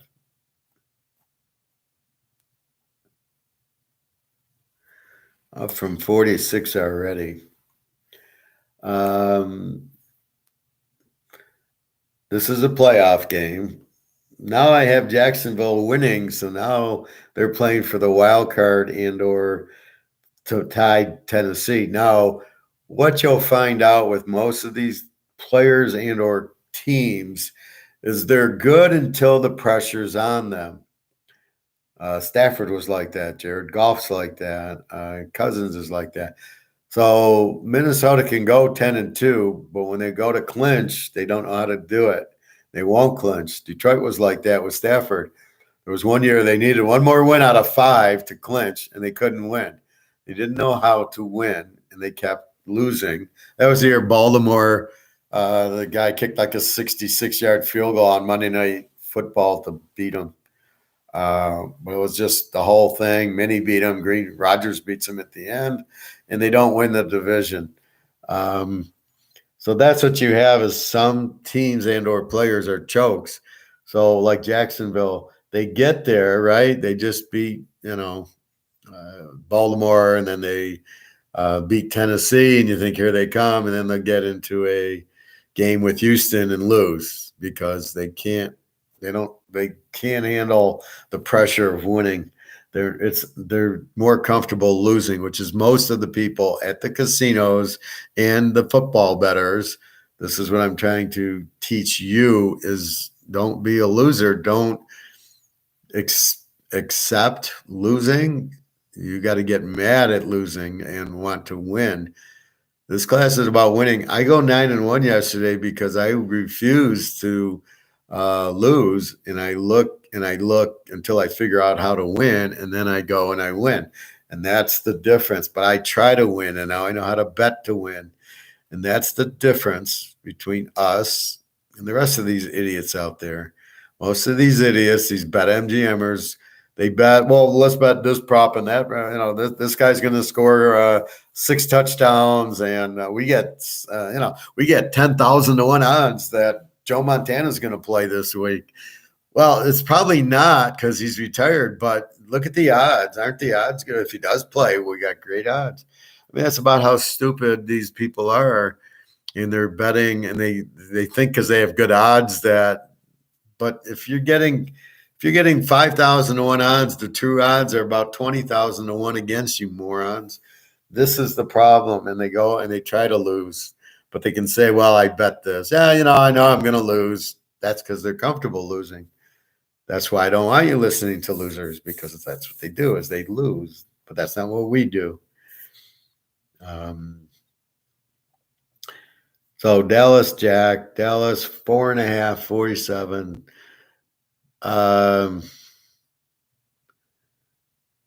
This is going to come up to matchups. I think that the Dallas defense, if Prescott doesn't throw his 3 interceptions, Dallas should win this game easily. 4.5, you actually get 1.5, which covers the fix. Because even if they win by 4 or 3, you're fine. I mean, because at this point they can win. They win. As long as Parsons and the boys are healthy, this is where I like Dallas. This is more of a Dallas play. Jacksonville's terrible. I'm not sure. Okay, they beat Baltimore. They got killed by the Lions. I guess nobody cares about that. And then they went and beat Tennessee because they got five fumbles. Right? Why did they win? They got 5 fumbles. Henry fumbled the ball twice, and Tannehill fumbled twice. So as soon as they'd get tackled, they fumbled the ball. What the fuck is that? All right, well, Dallas will see it, and they'll say, you make sure you don't fumble. And Dallas should be able to win the game here. Jacksonville is not in Dallas's league. Arizona 1.5. 38.5 over Denver. Denver was favored, so Arizona is now favored. They haven't even played the game yet today, folks. 38.5. So this you can't play till you see the game. If Kyler Murray gets injured, You going to bet Arizona now when he could get injured tonight? So Arizona 1.5. Here I probably like the under. I don't know what happened yesterday that created all this. Arizona does have a weak defense. Denver could actually win as a home dog here against Arizona. They're so weak. We love Arizona as the road dog, but if you're going to make them road favorite, we got to go with Denver. So let's see what happens later in the week. New England and Oakland. We got Oakland now, 1.5, 44.5. Oakland over New England. Now, this is again, New England is playing. This game is what? At Arizona. This is really bad scheduling. So New England has to play Arizona and then stay out and play in Oakland. So, very tough. What are you going to do? Stay in Vegas for a week? Yeah, good luck. You don't have a prayer if you do that. Hard to bet Oakland. They lost to the fucking Rams. Maybe this is an over. We'll see what happens with New England tonight, but hard to bet New England to go over. Not much of a defense, not much of an offense. Zappy, we go over, but not with Jones. Jones is a terrible quarterback. This is a tough game. We'll have to get into it more. Tennessee, San Diego. We've got San Diego 346.5. Now, San Diego, the wonderful dog, is not the wonderful favorite, as again, you bet against San Diego. Now, this is one of the few times you bet against San Diego last night you lost, but betting them as the dog supersedes. Here, Tennessee, are you going to get 4 turnovers from Henry and whatchamacallit, and Tannehill? You got it once. I doubt you'll get it again. Good coaching. So now Tennessee's just got blown out by Philly and now got blown out by Jacksonville, and now goes on the road to San Diego. Now it's becoming more must win. Now to win the division, here comes Jacksonville. They're 2 games out. You better win this one. San Diego needs the game. So this is a good playoff game. I like the dog in the game. I think Tennessee plays them tougher. Over 46, maybe an over. We'll have to see. We'll have to get into it a little bit more. I got to get my stats, but I can't really get them until tomorrow because of the Monday night game. But I might pull them in anyway now. The Giants in Washington. Washington is 3.5 and 40.5. Do we trust the Washington Redskins as the favorites? Oh, wait, I missed one. My apologies. We'll get back to this game. Cincinnati, 3.5, 42.5 against Tampa Bay. I got Cincy -7. I don't understand this line. Cincy's going to kill him. You got Joe Burrow. What are you going to do with Joe Burrow? Tampa Bay, you just got crushed by the Niners. You lost to Brock Purdy. What are you going to do with freaking Joe Burrow? You just showed you have no offense. You have no coaching. Your defense isn't very good. The only reason you haven't given up is you're still in first place in your division. So I love Cincinnati here. Jesus Christ. Are you kidding me? Bobby Bob Giants are downward spiraling. Well, that's just who they play. Were they upward spiraling when they were beating these teams? Yeah, so Cincinnati all day over Tampa Bay. Okay, the Giants back to that 3.5, 40.5. Yeah, but they played them to a 2020 game 2 weeks ago. So how strong is Washington? I think they got a little injection from Heineke, but he's not good. So what do you have here? You got bad against bad, really. The Giants in 9.5 might not be bad. I don't know. I have to see a little bit more, but This is too good to. It's probably an under game, but I wouldn't take the Giants in 9. Those flags against the Bucks yesterday confirmed how the refs are in on something. Well, we know the refs are crooked. We know the games are fixed. We can see the Kansas City game and the Dallas game for proof of that. But we understand that, and we went 9-1 yesterday, so we're okay with it because we can kind of feel out those games aren't going to be our games, right? So when it gets KC 14 over Houston, that's the game they're circling, right? That's the game that the fix is in on. Well, we avoid that game. We don't take it. We just move on. We don't look at it. And that's probably what Buffalo, I don't think they'll fuck with that. Philly, I don't think they'll fuck with that.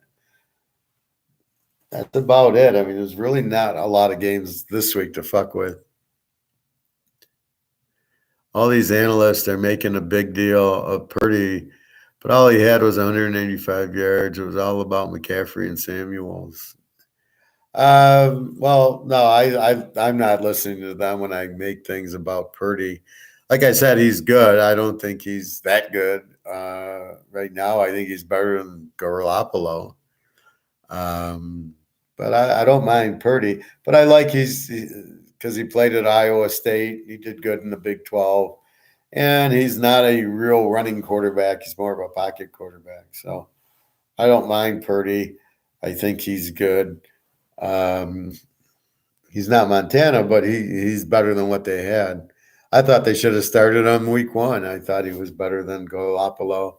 And for sure, he's much better than Lance. Lance, what the fuck kind of draft was that? Yeah, here's a guy that played 1 year as a freshman in Division III college. Yeah, I'm gonna make him my number 3 pick.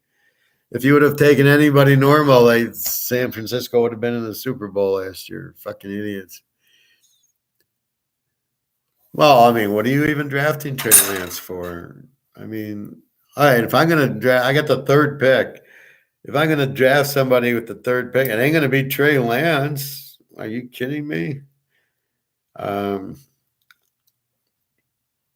this year you got a ton of quarterbacks. Although I don't know who comes out, but Utah, USC, UCLA, the TCU quarterback, the Tennessee quarterback. Hello, Hartman at Wake Forest. It's not hard. There's 20 of them. It ain't hard. Jesus. I don't mean to be an a-hole, but I think it worked out better that he got injured in week 1. No, you're not an a-hole. I first of all, I don't think he should have been playing. I don't know why you started him. All he can do is run. See, my problem is Lamar Jackson comes around, right? But they don't win anything. He has a good game where he runs for, 5 touchdowns, and the next week they lose to Pittsburgh. So, but then other teams copy him like he's the answer, right? He's not Lamar Jackson. I would never want him as my quarterback or draft a guy like if whoever drafts this Florida guy, Richardson, who sucks, I'll bet against him. See, you're making us a lot of money because we're not stupid. We realize these quarterbacks are not good and you're not going to win with them. So we bet against these idiots and we clean up on them. That's what it is. Now, if the public wants to see a running quarterback because he can run and think, because Jamie Foxx did it in any given Sunday, and that must be the answer. Look at Jamie Foxx did it. That's fine, but we're here to make money, and we realize that doesn't make you money. You don't win with Lamar Jackson, as I kept telling that one guy who kept bothering us with. Yeah, but he's this and that. Yeah, how many 4th quarter leads did the idiot blow this year? Now he's injured again. You cannot be a running quarterback in the NFL and last the year. You must slide. He wants to run into people. Josh Allen wants to run into people. Yeah, good luck. Go be ditch diggers because that's where you're going to end up. 49ers season would be over if he was still starting. They wouldn't have won 3 games. Ryan Williams, same with the Packers taking Jordan Love. Rodgers is going to be there for 3 or 4 more years. This is going to sit Love for 6 or more years. These GMs are not. Well, exactly. Plus, if you're going to do that, then this year draft Cameron Rising, right? Or draft Hartman or draft, Duggan from TCU or the Baylor kid or Gabriel from Oklahoma or UCLA, Utah, the whole Pac-10 guys. That's my point. There's a ton of them out there. You can get one sitting there in the 3rd round who's as good as anybody you got now. Jordan Love. Now, Jordan Love, what's confusing people is Jordan Love played on Utah State his junior year, and he looked great. And I remember saying that. He looked great. He had like 45 touchdowns and 2 picks. This guy looked like the real deal. The coach leaves for Texas Tech, where he was terrible there. The new coach comes in, changes the offense, much like what happened to Miami of Florida this year. And Jordan Love turns out to be crap because the new coach changes the offense. It doesn't fit. He then has like 10 touchdowns and 15 interceptions, but Green Bay still thinks he's the guy from 2 years ago, not the guy from last year. So the system made him look better than he was. Green Bay doesn't understand that, drafts him anyway, and the guy stinks. The guy should never have been drafted in the 1st round. Not after what happened his senior year. He's garbage. He's a backup at best. And maybe you draft him. He's just nowadays it's a free agent type of thing. Bobby, thanks, Professor. I appreciate that you respect the facts and not like many others that would be saying, I'm hating on the kids just because I stated that they are better off. Nothing personal. Well, I like you, Bobby, as I think you can tell, but I'm not here to really, I don't want to hurt anybody, but we're looking at what it is. It is what it is. As I had a friend who used to say that, and I used to hate that. It is what I go, what the fuck does that mean? But I didn't like Lance. I didn't know what he did to prove that he should be the 1st round. Now, you got Max Duggan, who takes TCU to the playoffs, or you got Bennett at Georgia. I could see taking those guys in the 1st round. They've proven something, right? Yeah, Georgia beat Alabama, and look at them, and they're kicking everybody's ass. Bennett must be pretty good. Or Duggan in the TCU, or the kid at Oklahoma or Oak State, or, you can go down the list. Thompson Robinson, UCLA, Rising at Utah. These guys did a lot, man. These are great quarterbacks. I could see getting those guys. What did Trey Lance do? He played 1 year, sits out the COVID year, and gets drafted number 3 because he had thrown, 15 touchdowns and no interceptions as a freshman 2 years earlier against no competition, because I don't consider North Dakota State. Look at Carson Wentz. He sucks. North Dakota State, a good team. So why would he be a good quarterback against that level of competition? Or are you saying competition doesn't mean anything? So that's my point. Sometimes if I point out Levi Lewis from Lou Lafayette, the Sun Belt team, he still looks good. Or I point out Kellen Moore at Boise, and I say he looks good. He went up against good comp, like the Virginia Tech game we talked about. He looks good, right? And he's playing against good competition.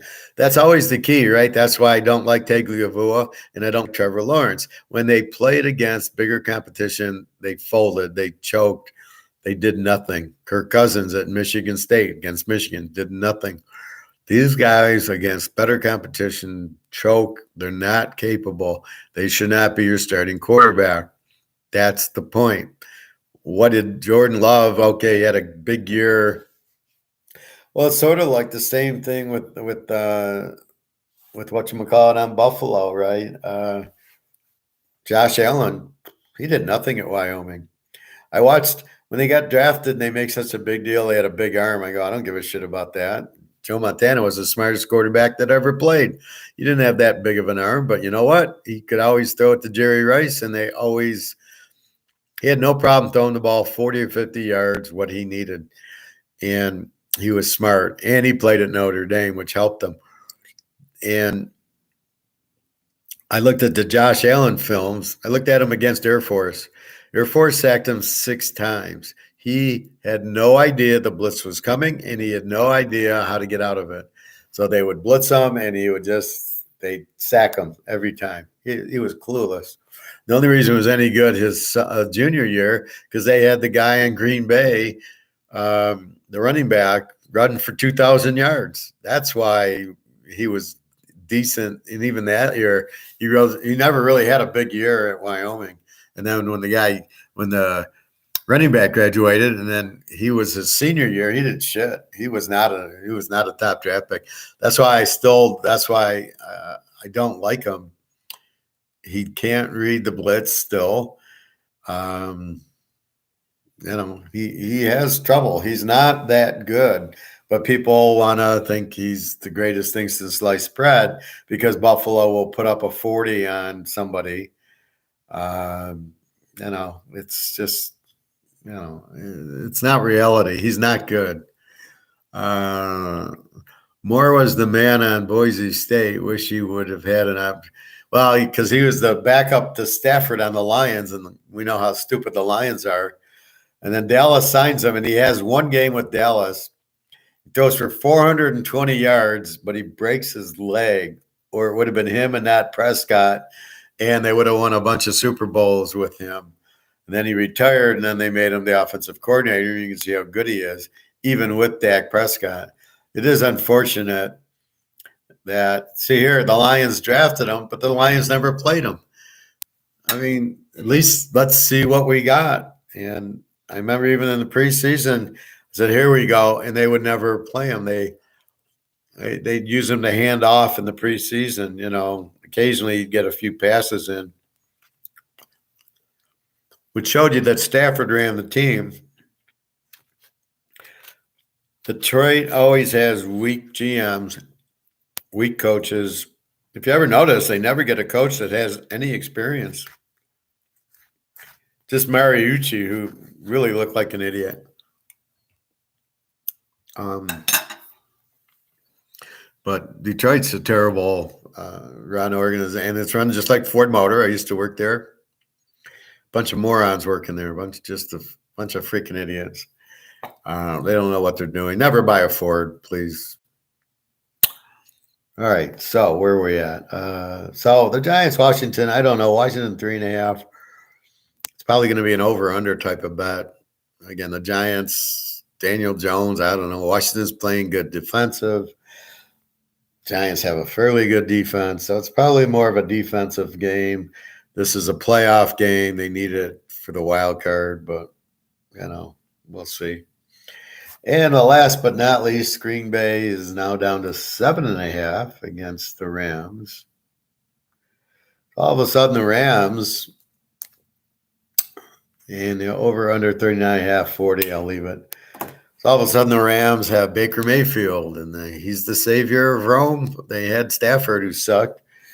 They don't have Kupp. They don't have Donald. Green Bay with Rodgers. What Green Bay is going to start winning now because they have to get into the playoffs. Green Bay is a much better home team than they are on the road, sort of like Miami. Very, very hard to tell here. I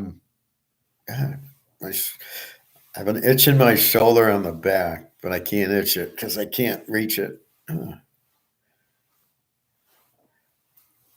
I like Green Bay, but they're such a weak team. The Rams suck. Beating Oakland means nothing. That you can't even count. You just ignore. Green Bay at home. The question is, what do they got to play for? Well, if Minnesota keeps losing, they might win the division. I think they have 4 or 5 wins. This will be very interesting down the stretch.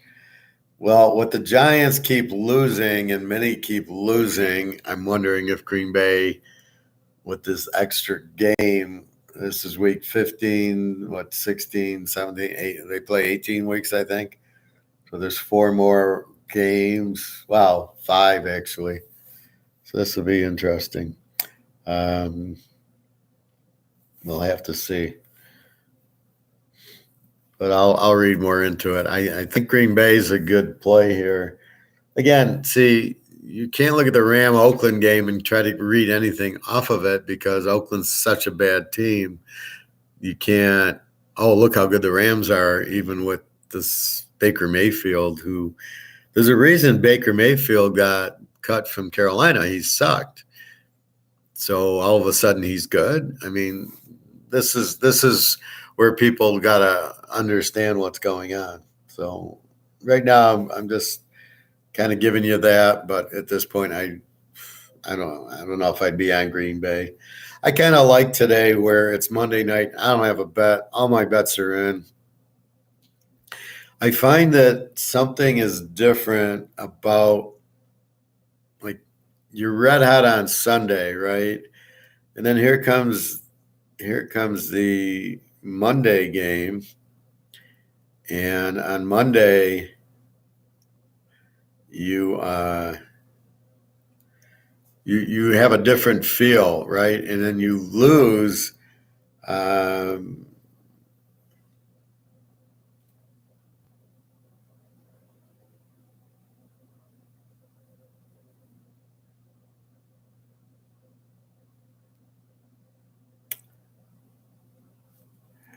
then you get to Monday. Just check my email. And you get to Monday, and then it's a whole different. Like I find each day. That's why I like just betting the Sun. When I get hot on Sunday, I don't want to have the Monday. Now it's a different feel. It's Monday, not Sunday, even though it's the same week. Um, but I'm glad I got all my bets in yesterday, and they all won, and it was like, okay, fine. I'd much rather have that. Um, by the way, CPI report comes out tomorrow morning, and the Jerome Powell speaks on Wednesday. Well, you can't listen to that guy. Come on, Bobby. Markets may have a fake rally or get dumped on big time. They're going to get dumped. Ryan Williams, Green Bay should handle the Rams. You will see the real Baker this week. Packers D isn't that good, but that won't let Baker go wild. Well, I mean, having a few touchdowns against Oakland doesn't mean anything. We'll see. So the CPI report is the price. See, this is because they don't understand what inflation is. So the CPI is the consumer's purchasing index, which shows the prices.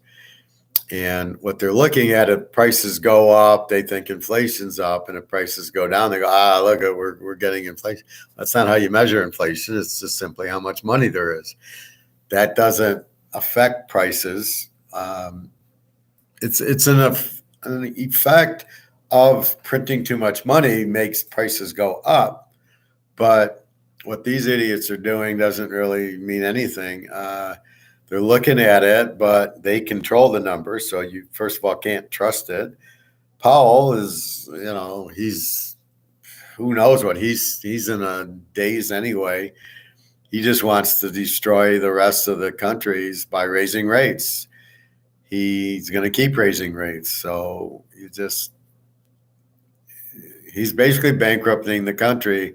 The question is why, and that's how dangerous he is because he doesn't get it. But that's why I tell you the market's crashing and all the other shit's going on.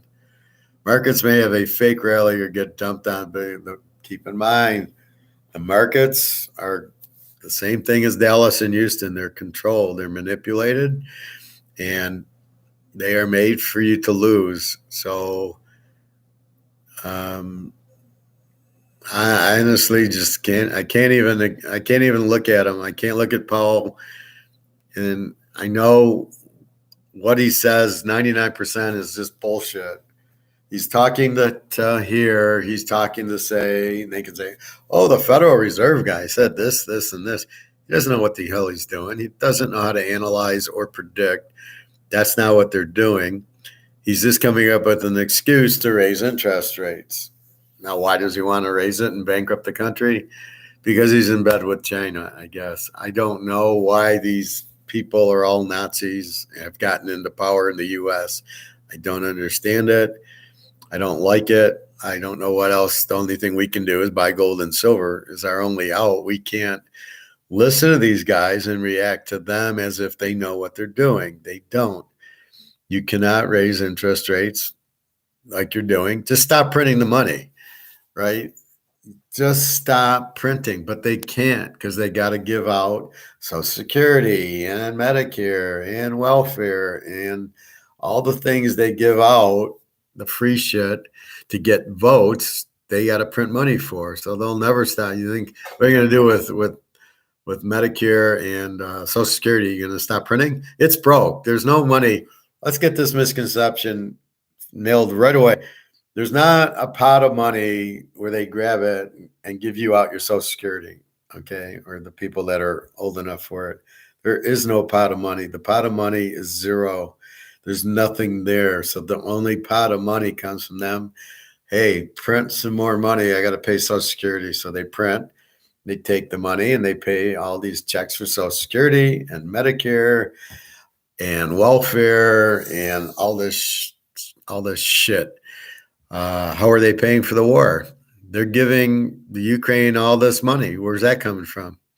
Ain't coming from taxes. That means, okay, we got to print again. So they're printing and printing and printing. All right, let's take this, give it to the Ukraine. We'll take this, we'll give it to Germany, and we give it to some of these countries. And then, let's put some more in my pocket. And we need to buy more stocks to make it look like we're doing good things and the stock market's going up. That's your government. They're corrupt as any NFL referee ever was or can be. So you've got to be very careful. I do not listen to that bullshit because it's bullshit. You think anything he says will potentially move any of the metals. The metals are corrupt. You got to, again, I'm telling you, COMEX is fake. The gold will go down because they'll sell derivatives. Whatever he says will not move. The real gold is the physical gold, and that's being moved by the Russians and Chinese.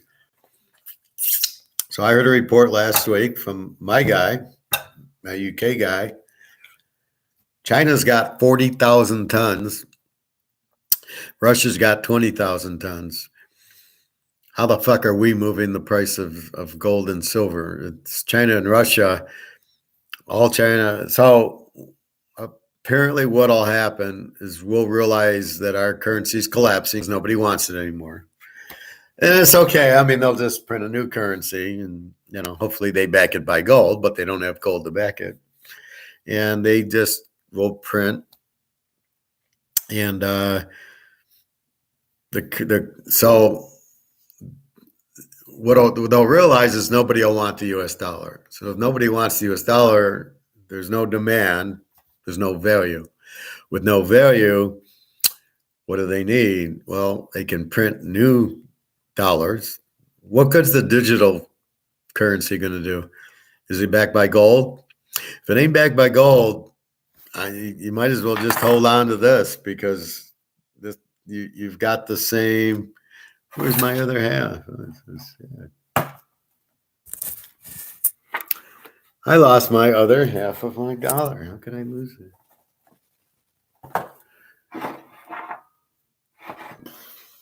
Well, that sucks. I only got 50 cents. Well, it's got to be here. Anyway, so this is not backed by gold. So what are you going to do? Okay, let's get rid of that. Nobody wants this. We get rid of that. And then what happens? We come out with a new dollar. So that's what will happen. Is it digital or paper? It doesn't really matter. And then what happens? Is this backed by gold? No, this is not either. So this is going to go to zero. You can come out with all the new dollars you want. They're going to zero.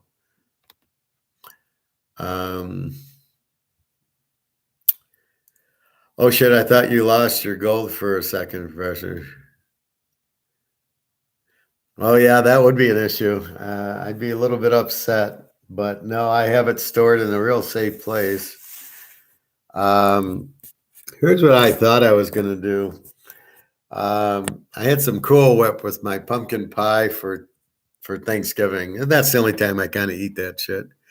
Um, and I'm thinking about putting my gold into the Cool Whip containers and put them in the freezer, or put them in my ice tray.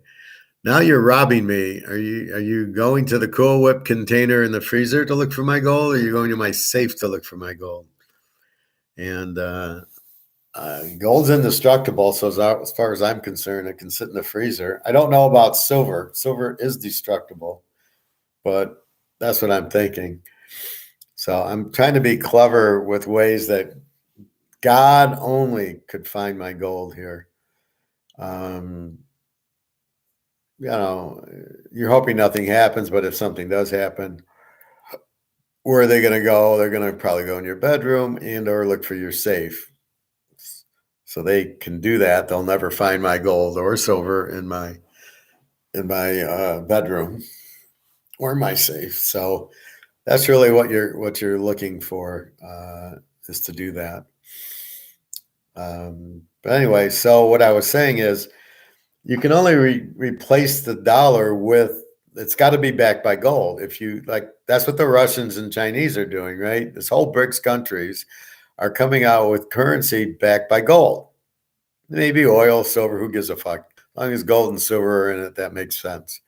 So you got them in there, and then what do you have? The you have the gold, and you have it backed by gold and silver. You'll be fine. Bury it in your backyard. I don't think so. That's too obvious, Prophet. Putting it in your freezer, nobody will find it. Um,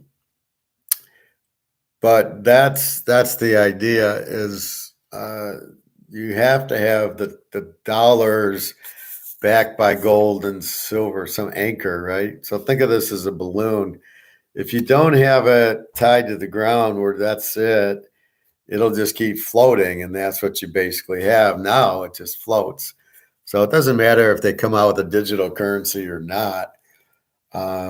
What should happen is you'll lose the value of the dollar when they replace it, and then the new dollar will be, if it's not held by gold or silver, will be worthless in 6 months' time anyway, because people aren't stupid and they'll go, well, we don't want it. You have to make people want your new dollar, and the only way you're going to do that is with the gold and silver. I'm ready to call my girlfriend in Russia and say, I'm going to give you 50,000 buy rubles that are backed by gold with it. And then she can do that. I don't think I can, but she could. So that's what we got to look forward to. The market's crashing, I've already explained, because of the inflation. And then you have what else? The housing, everything's crashing because people will need assets. They need to get into money, but the money can't be this money because it's going to go. So people are like, oh, be in money. Now they say be in money so you can buy stuff. Well, just buy it now. I don't know what you're waiting for. What's your take on credit cards, Professor? Well, they're good if you need them. I usually use mine when I travel. So if I go to Amsterdam, or I was just in Lisbon, I will use my credit card for the flight and the hotel, and then usually just debit card the rest. But I noticed in Lisbon it was hard because of the ATMs didn't work right. I was being charged 13% for the ATMs. So it should have been even money, the dollar and the euro, but it cost me 113 to get 100 euro. So I use my credit cards a little bit more there. But basically, you don't want to get in debt with them. And keep in mind they're a loan. So do you need a loan? If you need the loan, then take it. But, you get in trouble. You start paying high interest rates for a loan you didn't need in the first place. So just be careful with them. Not really. Most of them probably aren't necessary. But in a pinch, if it's an emergency, a medical or something, if you need it, then by all means, you should have a couple just for safe haven.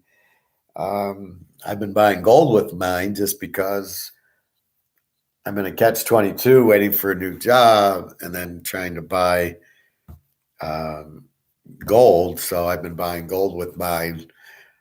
So I don't want to I need my cash for my bills. And then when I'm back to work, I'll just use that to pay off the credit cards and we'll go from there. But that's how I view them. They are good to have for emergencies or for one-offs. Use them and pay them down as quick as possible, and they're fine for that.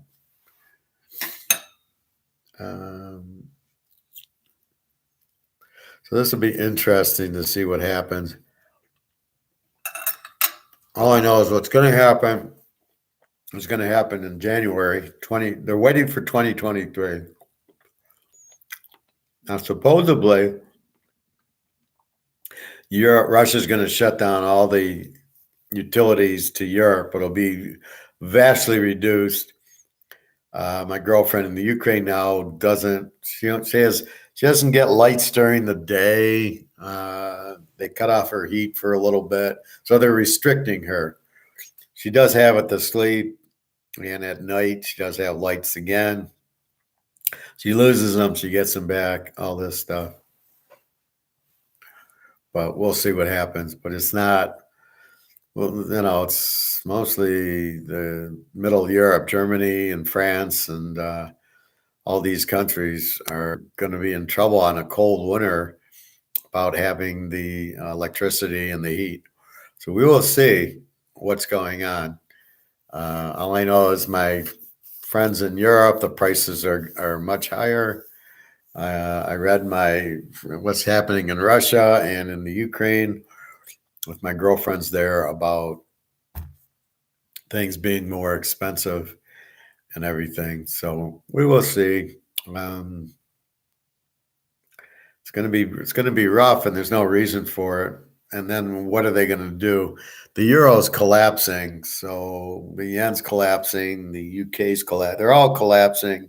The US is behind it with these higher interest rates.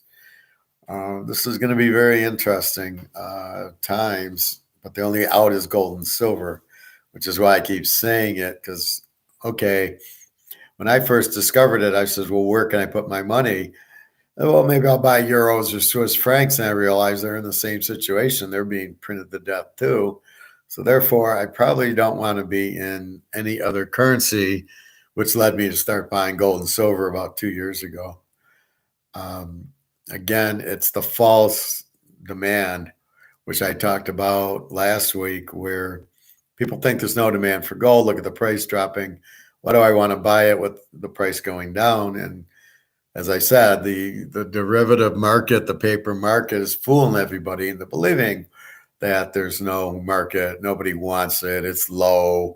Well, they're controlling and manipulating the price, JP Morgan. So therefore, it's not real. It's bullshit. And that's what you got to realize. It's bullshit.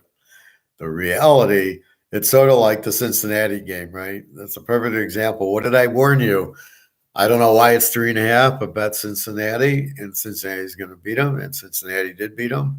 Why the line went down, I have no idea. I assume it's because they thought Burrow hadn't beat. They were 0-4 against Cleveland, which was not true. He didn't play in most of the games, so obviously a stupid statement.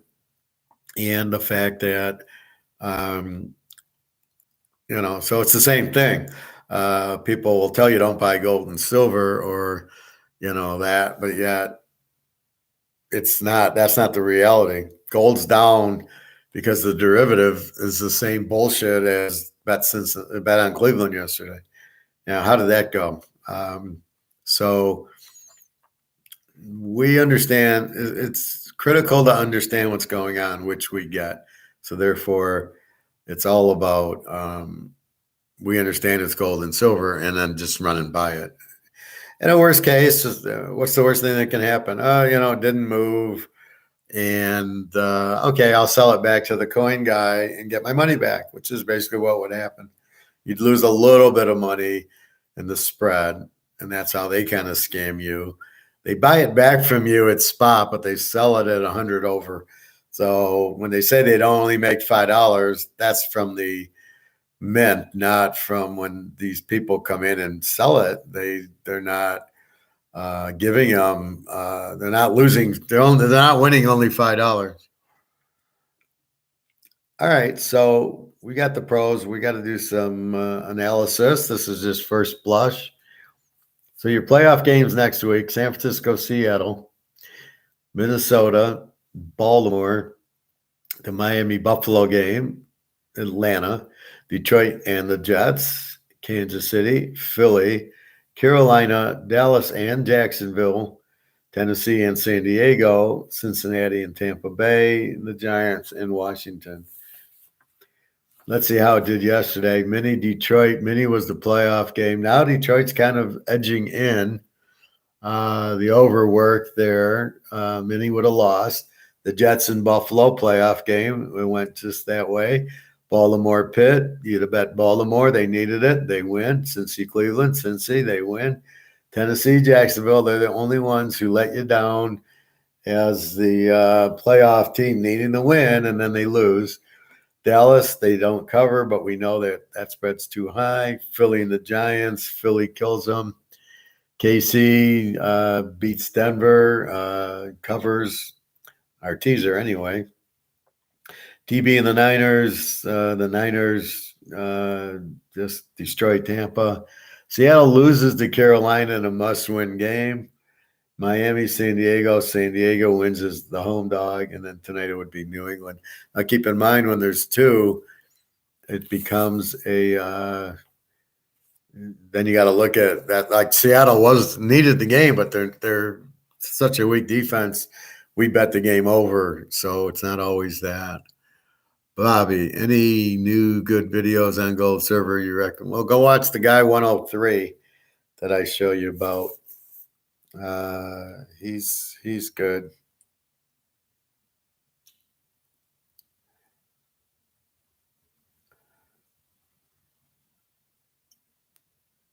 Just a second.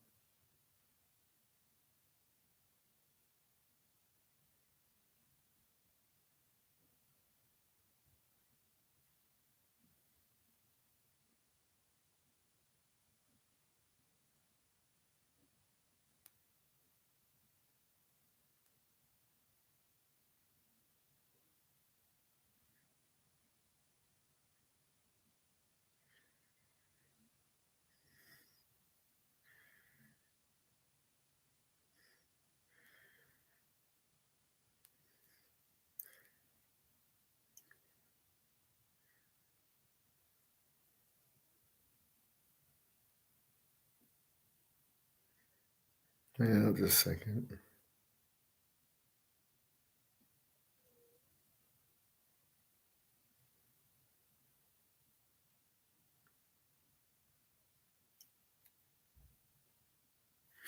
Yeah, this guy.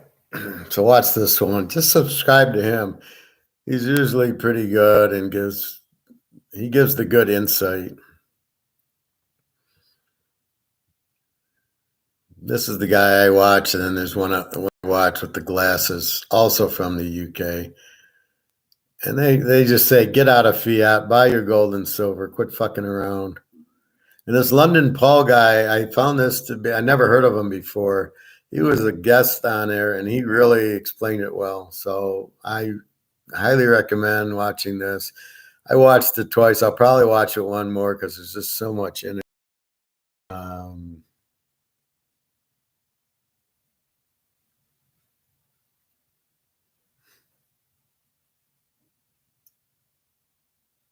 Okay, this is going to sound a little nuts, but the fastest and easiest way to make passive online income on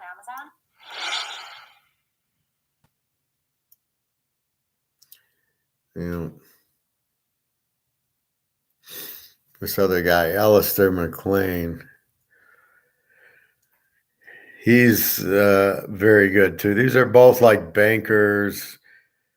The problem with a lot of these guys are they used to work for Wall Street or they used to work for, they used to be like brokers or Wall Street guys or bankers. They're not necessarily economists like me. And there's a whole different view of that. So this guy's also very good. Just subscribe to the channel. But those are what you want.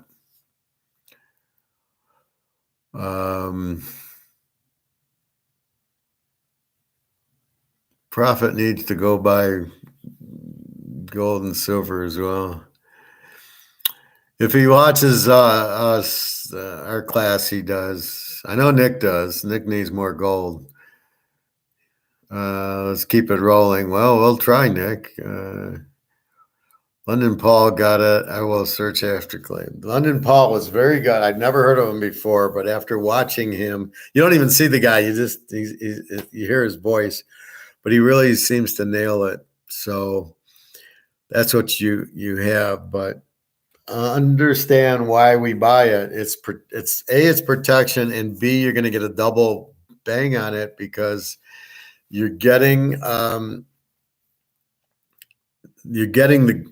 right now the gold and silver is not at real value. It's not at real demand. So the demand is here and the price is here, right? And we're buying gold at this price with this demand. We're buying it really, really cheap. And then what's going to happen is from Russia and China, it'll make the price go to the demand. So that's the double hit. So not only this is 1,800 and this is, let's say, 40,000. So not only do we buy it at 1,800, not only do we have gold, but now it's worth 40,000. And no, it's not an investment, but we get that because it's been suppressed since 1971.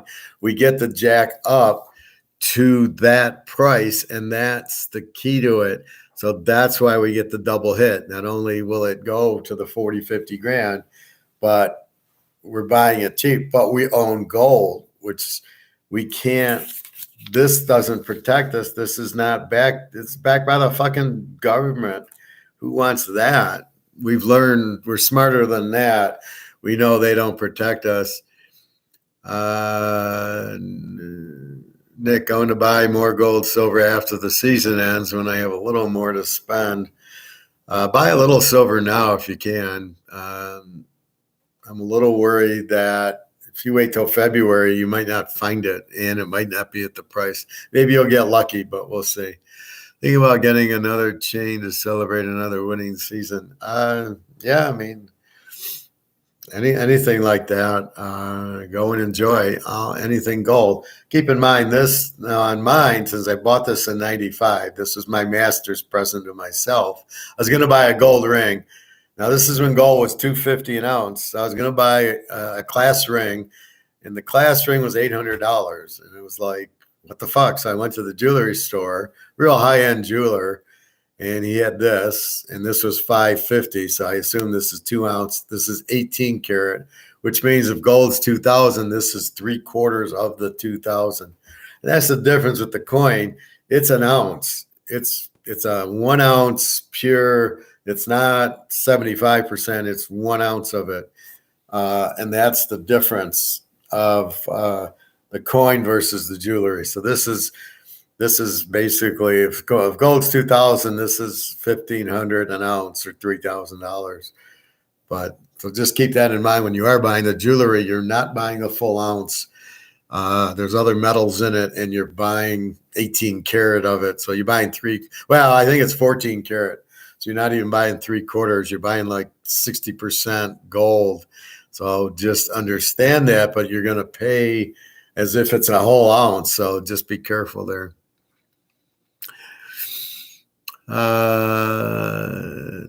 Profit. What exactly is a carat? Well, I think they're more. Um, I think it's the way they make it. It's just there's 24 carats in an ounce of gold, right? That's pure gold.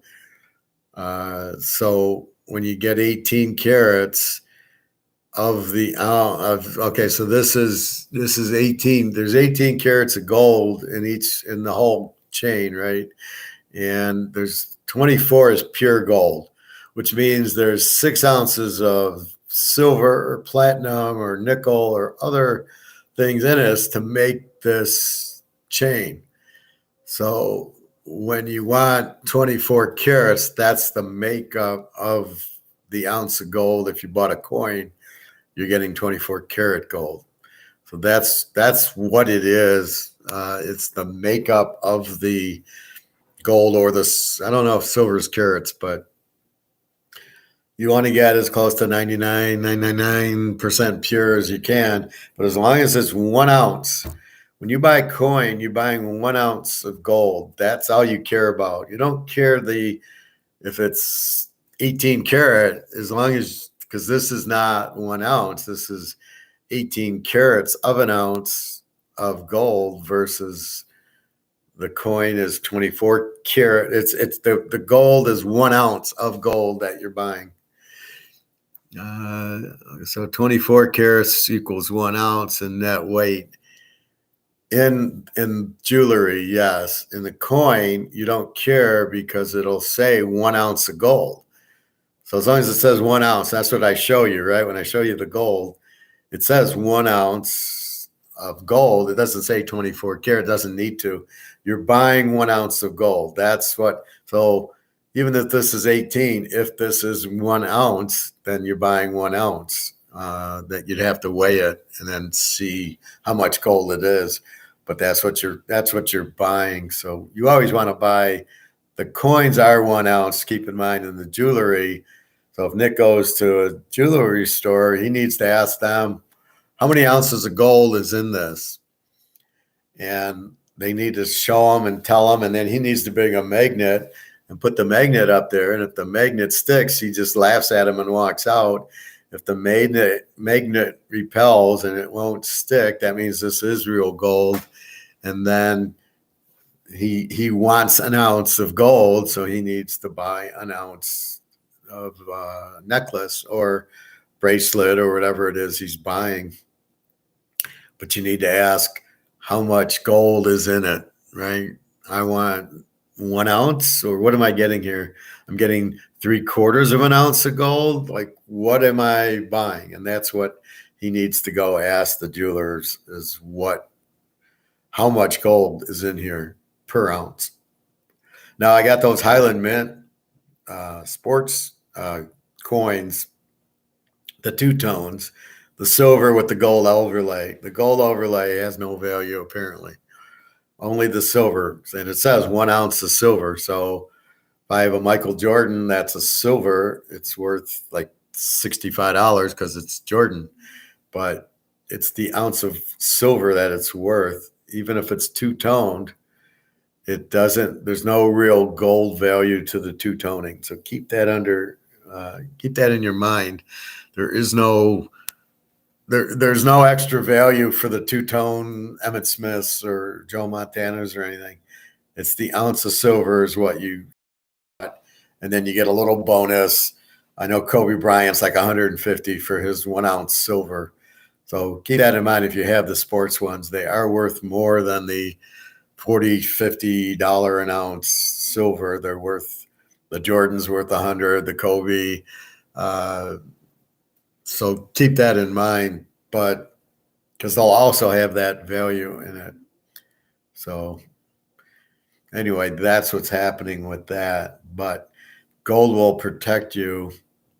As I said, when I went to Lisbon, if we have problems here and they change the laws on us and they want to fuck us over because we were smart and we bought gold and silver, I went to Lisbon. I put gold and silver in that little tray with my wallet and my shoe and, my cell phone around it and some change, some quarters. Nobody said a word to me. Nobody even noticed it was gold and silver. They're looking for guns or razors or knives or something or liquids. Nobody said a word to me. So if you need to go to Europe to turn in some gold and silver, you shouldn't have any problem. Um, so let's see if we can go to Switzerland or Austria or France or well, I wouldn't go to France. They don't speak English there, but some of these English-speaking countries, Amsterdam, and just see, find a coin store, say I got an ounce of gold I'd like to sell. It's worth 50,000. Can give me a cashier's check or whatever, and then go from there. That might be what we might need to do that. Hopefully not, but we'll see. But that's our safe haven is the gold and silver. So we got bowls coming up. I'm going to do maybe later or tomorrow. I want to do on the Romans. What happened to the Roman Empire from a gold silver from an economic standpoint? I'm going to do that, and then get into the world powers by century. And I was reading it last night. Very interesting. And the funny part that happened to all these countries, they all went bankrupt when they inflated. They printed money, and next thing they know, they were out. France, Amsterdam, England, and what the fuck are we doing, right? So there is cases of what happened before. I'm sure if you lived in the Roman Empire, you're thinking, well, there's nothing can happen to us. We're so big. How can we fail? Well, they failed because of the corruption. They were a republic, went to an empire. Biden thinks he's an empire, I guess. So as long as you have the low taxes and the sound money and the sound business, as long as you have everything, so no corruption, sound money, sound laws, you're fine. You're a great country. As soon as you start fucking around with that and printing and inflating the money, as soon as you ruin the money, you're dead. What have we just done? We've ruined the money. We're dead. It's not an if, it's a when. And it's being sped up by somebody who I can imagine is the new number one's going, hurry up, let's go already.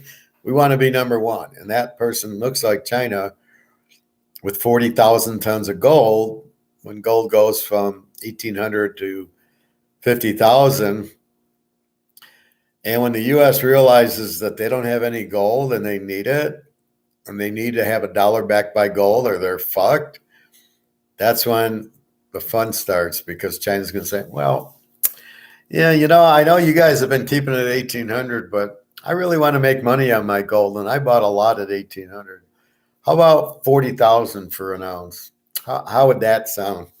And that's what's going to happen. That's when it really kicks in. And that's why it's hard to give you an exact time. You can't say, well, it's going to happen next Tuesday, or there's no timing. It's not like a game, right? Well, we know Thursday night, Frisco's at Seattle. Well, that we know, but we don't know exactly when China finally does it. The U.S. has been holding on, threatening war. If China announced how much gold they had, they threatened war on them. That's how serious it is, and that's how stupid the U.S. is. All the U.S. has to do is just own the gold. It's a no-brainer. Just own the gold. You got the gold. Just don't sell it for 1,800. Just keep buying it and sit on all the gold, and you control the world. But no, we don't want to do that. We want to print this bullshit here because of what? JP Morgan? We'll let JP Morgan run the U.S. I mean, it's so stupid that I assume what's happened is the Chinese has infiltrated the U.S., and everybody making the decision what's best for the Chinese, not what's best for the U.S., saying, let the gold go, keep the gold price low so we can buy it. And that's what they're doing. And then then all of a sudden the U.S. is going to look like they do in these movies, look like idiots. And they're going to go, well, wait, you promised. Yeah, sorry, we're all Chinese spies. We'll see you later. And they're sitting on all the gold, and the one with the gold makes the rules. And next thing you know, we're all speaking Chinese because we got the dumbest fucking politicians and government in the world. And that's what's happening. And that's what happened in Rome when they thought they couldn't be down. They inflated their money. They did it differently. They had all their money was in gold. So it was gold coins, and that's what you bought food and whatever you did with it. And oh, here's my dollar. My plate was on it. So that's what they did in Rome, and they thought everything was fine. And then they started taking, instead of this being 1 ounce of gold, it became 3/4 of an ounce, then a half, then a quarter, then pretty soon this coin doesn't have any gold in it. Well, what's the value of it? Well, it goes to nothing. Well, you got to pay your military, and the Germans were paying them in gold. The Romans stopped paying them in gold, and the military said, well, we're going to go fight for the Germans now. They pay us in gold and you don't. And that was the end of Rome. But that's what happens. They're incredibly stupid. The French, when they were the lead, they kept going to war. Like, dudes, you've got it made. You've got all this money. What are you doing with these wars? It doesn't make any sense. So it's people in charge that are freaking idiots. One thing Napoleon did, I got to give him credit. He was Austrian. He was an Austrian economist, low taxes, and did not inflate. He had gold. So we give Napoleon credit. This was 1815. He did use the gold system. Bobby, will it take a few weeks for me to receive the funds that I withdraw from 401k? This is a positive. Okay, so last week, let's just, for example, on Tuesday, I went into my E-Trade and it was all in cash. So I don't know how your money's sitting there. If you're in stocks, it's going to take you time to get it out of stocks. Mine was all in cash. So I took $30,000 and I said, transfer it to my bank. On Monday, by Wednesday, I had 30,000 in my bank account. By Thursday, I had zero in my bank account. Now I kept like $5,000. By Thursday, I had zero, and the 25 grand's in my safe. So once the money's in your stock account in cash and you transfer it, it should take, this is E-Trade, JP Morgan, should take you, like if you do it on Tuesday, by Thursday, it should be in your bank account. It'll take an extra day in your bank account to run and get it. So I went to the bank and they said, well, it's still pending. You got to come back tomorrow morning. Okay. Friday morning, I went back. The money was theirs. They counted it out. I made them go through the shoe where they count, they put the money in and it shoots it through and it gives me the total. And it's like, okay, there's my money. I took it and ran home to the bank. I did run to the gold store and bought 1 ounce of gold and 15 ounces. Well, I showed you, and 15 ounces of silver. That was with that, because I knew I had plenty of money that I had now taken out that I could afford to buy a little. I still want to buy more gold. I'd love to get to 50 ounces, so I'm hoping to get this job soon, and then I can take part of that money and go buy more gold with it. But at this point, we're close to 50. Yes, but did you have to call Fidelity or whoever it is, or do all electronic online? Is your coin store a close drive from you? My coin store is a couple miles away. Well, see, so what I do, my account is E-Trade. I set up my bank to transfer the money to. So I go in. I'm in my E-Trade account. I log in. I go into transfer. I do an IRA transfer, and I transfer the money. And it says what account. I go take it from my account here, take it to my other bank, just do an IRA distribution, whatever it is, withdrawal. Okay, $30,000, and I hit send. It says, "Do you want taxes taken out?" It automatically took the state. I said no on the federal, and I said done, and that was it. And that's all I had to do. It took 5 minutes, and 2 days later, the money's sitting in my bank. All you need to do, I don't know what Fidelity, why you need to call Fidelity. Is that your bank or whatever? But no, I have to ride 40 minutes for mine. Well, you got to do what you got to do for gold and silver, though. Maybe is there not a closer one? Go to Disney and like go down while you're in Tampa. Yeah, go to Orlando and go to the basement of the Disney place. They probably have all their gold there, and ask for some money. Yeah, 40 minutes is a trek. I used to go to Ann Arbor till I found this one 2 minutes from me. The one in Ann Arbor is 20-minute drive, so it's gold. Who cares? I mean, you drive it for a girl, you drive it for gold. I gotta fly to the Ukraine to see my girlfriend. I'm not bitching. You do, yeah. It depends. What's the point? But no, it should be a very quick transaction. It's an IRA withdrawal, whatever. But there should be a little spot for it in your account where you do deposits and withdrawals or IRA. Mine's only an IRA. I have nothing else in my E-Trade but my IRA. And I had already sold all the stocks out, so I just have cash. So I got a little bit more left. I really don't want to pull it all this year. I'd rather maybe January 2nd pull the rest, and then it'll at least hit another tax year, but we will see. But at this point, I'd rather have money and pay tax on it that bought me gold than lose the money and not have anything out of it. So we'll see. So I think that's it. So again, 9-1 yesterday, huge day. Both locks win. Cincinnati, Philadelphia. The other big games that hit were Kansas City and the Minnesota over.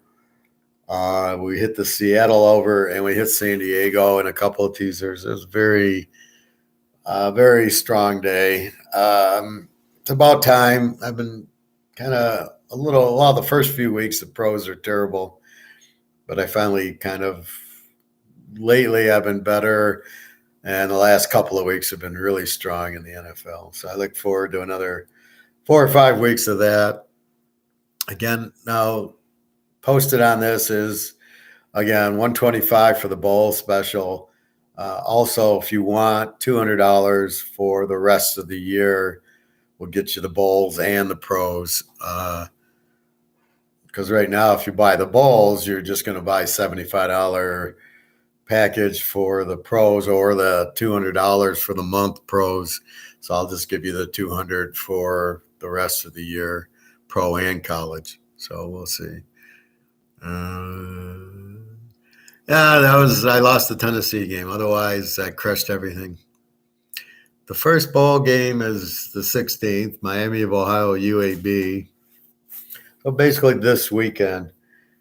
You got 2 on Friday, then you got 5 on Saturday. Now, the Cincinnati-Louisville game, what's interesting is the Cincinnati coach is now the coach of Wisconsin, the Ohio State guy. The Louisville coach moved to Cincinnati. The Purdue coach went back to Louisville, but I don't know if they even are going to coach this week or not. So Cincinnati, Louisville with two totally different coaches. SMU, BYU, Washington State, Fresno State, Jake Haener, Rice, Southern Miss, Florida without their quarterback against Oregon State, and North Texas and Boise. But then it gets very active. That's Saturday, and then Monday there's a game, Tuesday, Wednesday, Thursday, Friday. And then nothing, I guess, Christmas is Saturday, 1926. No, Christmas is Sunday. So we have that coming up. So there's no college on Christmas for some reason. And then we really get cooking the 28th, the 29th, the 30th, the 31st. Is there nothing on the 1st? Oh, because the pros are okay. So when the pros are on Sunday, the pros get it. So that's what's happening. So college on the Saturday and then college on Monday. So the second will be small games: USC, Utah, Illinois, and LSU. Real strange games on the second, and our playoff games are on the 31st. That'll be a good day. Alabama, Kansas State, then TCU, Michigan, and Ohio State, Georgia. Very nice. So we got all that coming up, and we nailed it last year. I'm going to nail it this year as long as I don't start losing quarterbacks 5 minutes before kickoff. So keep that in mind. If Rising decides 5 minutes before kickoff that he's not playing, we're all fucked. There's nothing we just don't know about it. Hopefully he gives us the courtesy of at least the day before, or even, there should just be a window. Like you have 3 days before to sit it out. And if you don't, then you've got to play, because otherwise it just fucks. If a lot of betting goes on USC and then the guy says, I'm not going to play. Well, everybody's fucked, because what are you going to do? You can't cancel your bet, although maybe they should make that a new rule. What was your bowl record last year, Professor? Nick, tell him what my bowl was last year. I was 17-2, 8-0 in my locks. Go to my history page on my website and you will see it all. Or you can go to the videos from last year and you'll hear it all. I walk you through every game, all I don't call them locks, but they turn out to be the locks. And that's the only thing. I don't tell you, this is a lock. I might tell you to take Georgia over Ohio State, but you don't know it's a lock. That's why you buy from me. But we do that. But well, you heard my games yesterday, so don't be surprised. I mean, I'm walking through the games with you, so you know kind of what I'm taking. You might not know what the lock was, Cincinnati, Philadelphia, but I give you Cincinnati free and Minnesota over free yesterday, as I gave you Army. So there's 3 games I gave you, and they all won. So if you just listen to what I'm saying, you get a sense of what. Well, I'm telling you my opinion on the game. You don't know how I'm betting it. Like yesterday, I could have bet. Well, I mean the mini, but I could have bet San Diego or the over in the Miami, and I bet San Diego. So that's what you would. But you would have known I was not betting on Miami. So we're looking forward to the bowls. And again, just go to last year. You can go to the history. You see the picks. You can go to the video and you hear I walk you down game by game. That's about it. I don't think I'm going to travel. I love traveling that time of year, going to Europe, but since I just went to Europe, we got screwed up because I didn't know my girlfriend could leave the Ukraine.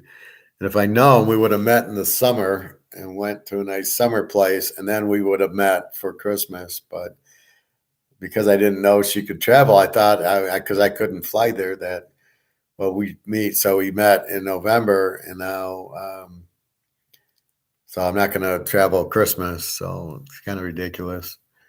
But I much prefer traveling there. That's why when gold goes up, we can travel anytime we want. That'll be nice. The freedom that it allows us. And they make nice presents. You give your girl a quarter ounce of gold, you're her buddy for life.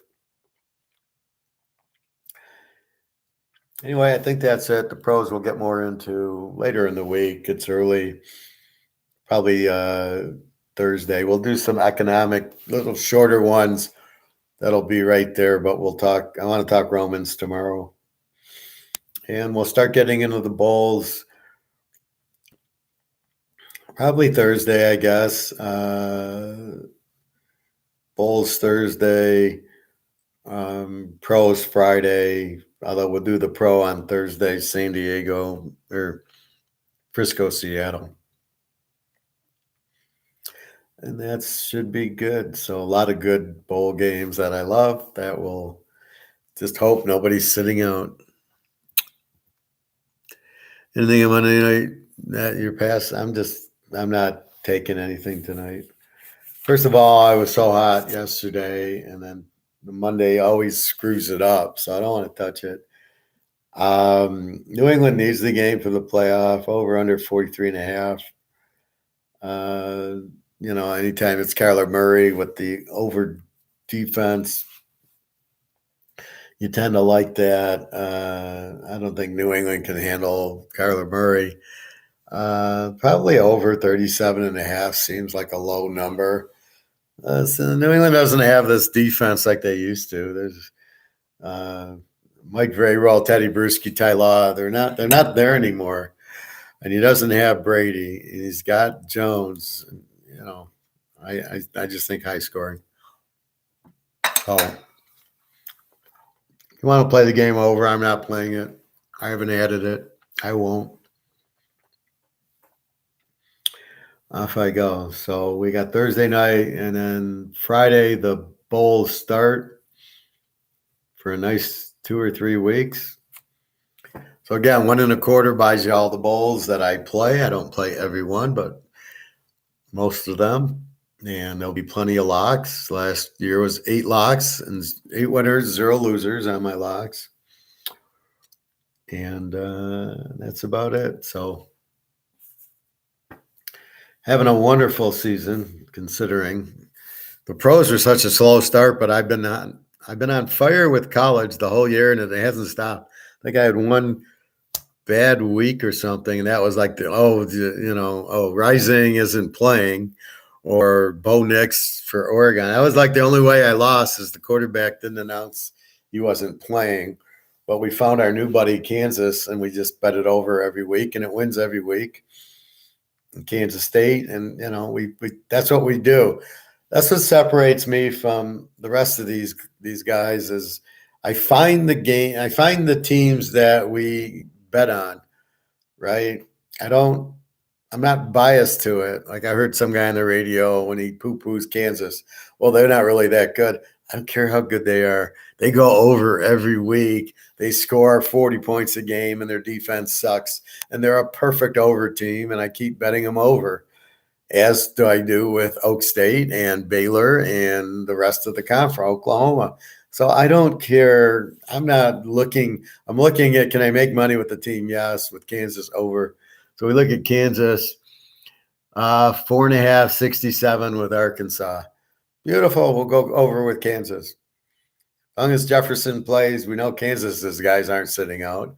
So as long as Jefferson plays over 61, will be a play. I mean, boom, boom, boom. It's very obvious. UCLA, the same thing, 3.5 to Pitt. As long as Thompson Robinson plays, we're betting UCLA, and they're going to kill Pitt. I mean, it's beautiful.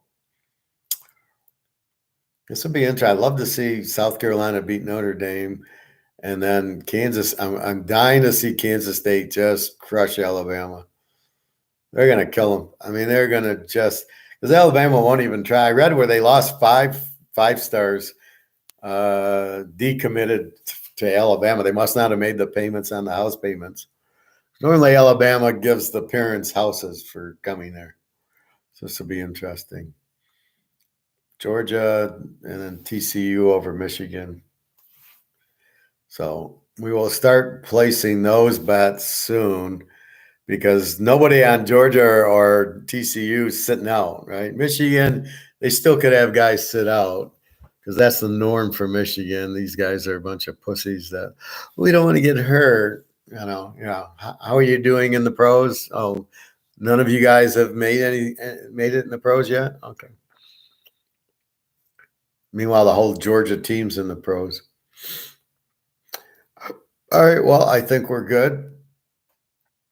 And I think that's about it. Little economics tomorrow. What's the total land on 30? Well, it didn't land on 33 yesterday, did it?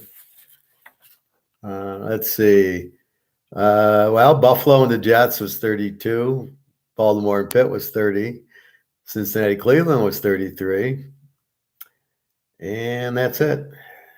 So we had one land on 33. Will this land on 33? There's no way this one's landing on 33. No freaking way. It's going to land on about 47. All right. I will leave you. Bobby, be careful. Just go into your account. You should be able to withdraw. You need to set up the account it's going to. Mine's already set. That'll take you minutes to just put in the routing number in the account if you already haven't. If you've got it in there, then you're fine. And just say, I want to transfer from this account to that account, whatever you want, and don't take taxes out, and then send it. You should get an email that says, okay, the transfer's in progress. And then you look in your bank statement in not tomorrow, in 2 days. So if you did it now, Wednesday, I would look at it. It might be there, but then you might not be able to get the money till Thursday. And you'll be sweating because you're going to go, I hope they don't fuck the money up yet. Let me get my money out. I hope the bank doesn't close yet.